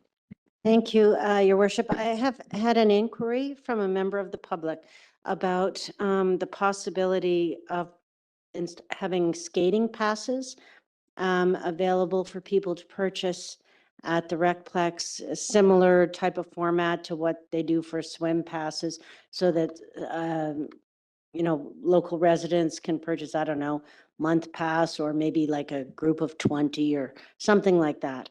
When they inquired at Western Financial Place, they were told, no, you can't, or wherever they inquired with Recreation and Culture. So I do think it's something that I would think could be put in place fairly easily, but then I think a lot of things could be done easily. So anyway, something to investigate. Thank you. Councillor Ray? Thank you. I don't know, more kind of. Okay, very good. So busy few weeks since our last council meeting. I was pleased to attend the RDEK meeting in place of the mayor at the beginning of November. November 7th, along with Councillor Stetsky, attended the Barrie Architecture 5-year anniversary event, the Cranbrook History Center in the Alexandra Hall. So great to have Barrie Architecture in our community. November 14th, I attended the Banner Recreation and Marine Open House, and they have done a great job in renovating that location. So beautiful location inside and a real positive addition to the strip. So congratulations to Banner Recreation and Marine. November 15th was the Brian Clarkson Show at the Key City Theatre, which was an excellent event and wonderful stories and just very, very positive.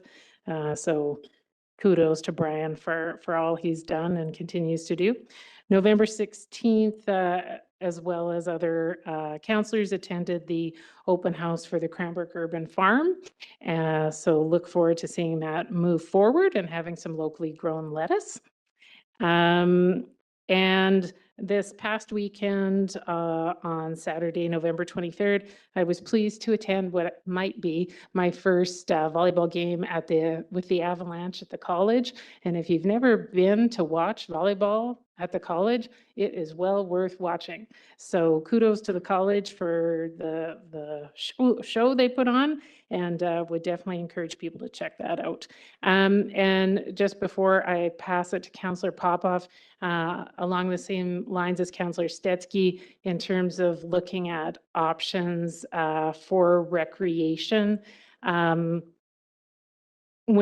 as we work through our budget process and get additional reports from each department from recreation, I would be interested in getting some more information about the proposed change to aquatic center hours, how many users per day that would affect, and how would they be accommodated. Similarly, regarding the ice, it'd be really helpful to have an analysis on how ice user groups could be accommodated in the Memorial and the Western Financial Place.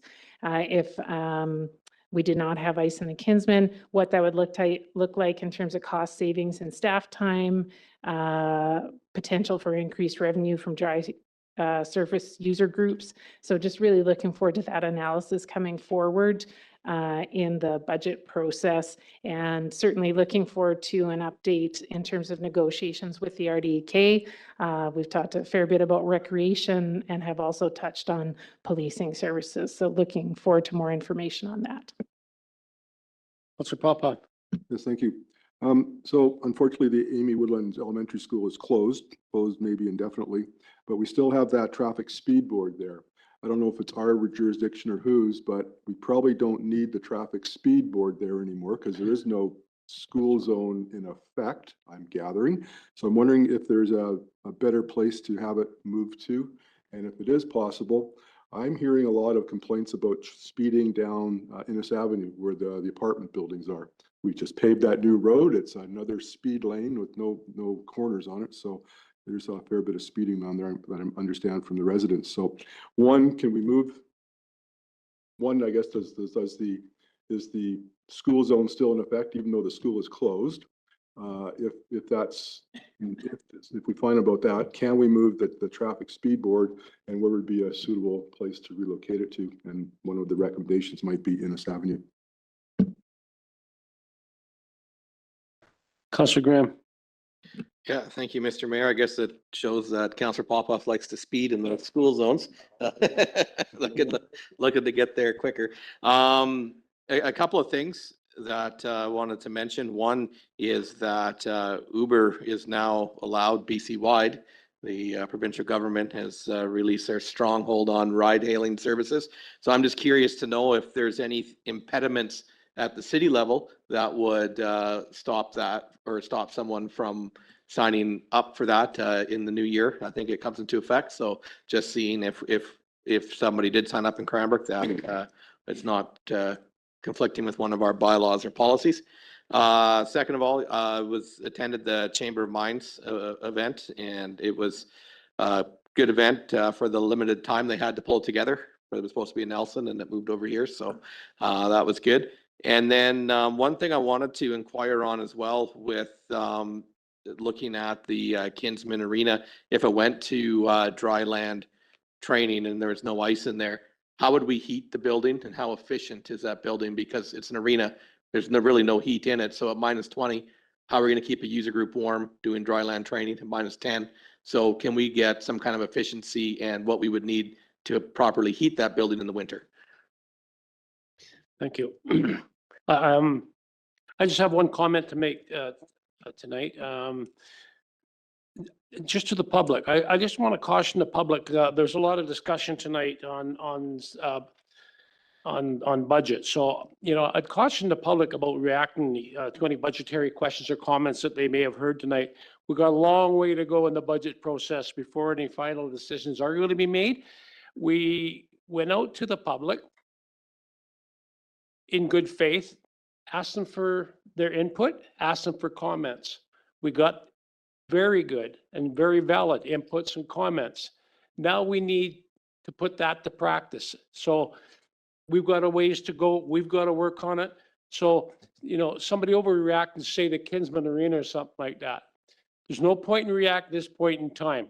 We've got a long ways to go in the process. This will take us time, and we're going to base our decisions on facts and on budgetary numbers. Really simple. So, yeah, I know that it's a tough one, and this year is really tough on this council. And again, we've said it numerous times this year. This is probably the toughest budget year I've gone through, and I've been back here since 2005. So there's some really hard decisions. This council's got some really hard decisions. So I hope the public appreciate that. And to please everybody, we're not going to please everybody. We're certainly not going to do harm to everybody as well. But you know what? Sometimes when it comes down to bottom line on dollars, there's some hard decisions that people aren't going to like. So just wait until the process is completed and before any reactions. So I just caution you on that. And with that, can I get a motion to adjourn? Councillor Ray, Councillor Graham, all in favor? Thank you. Adjourned.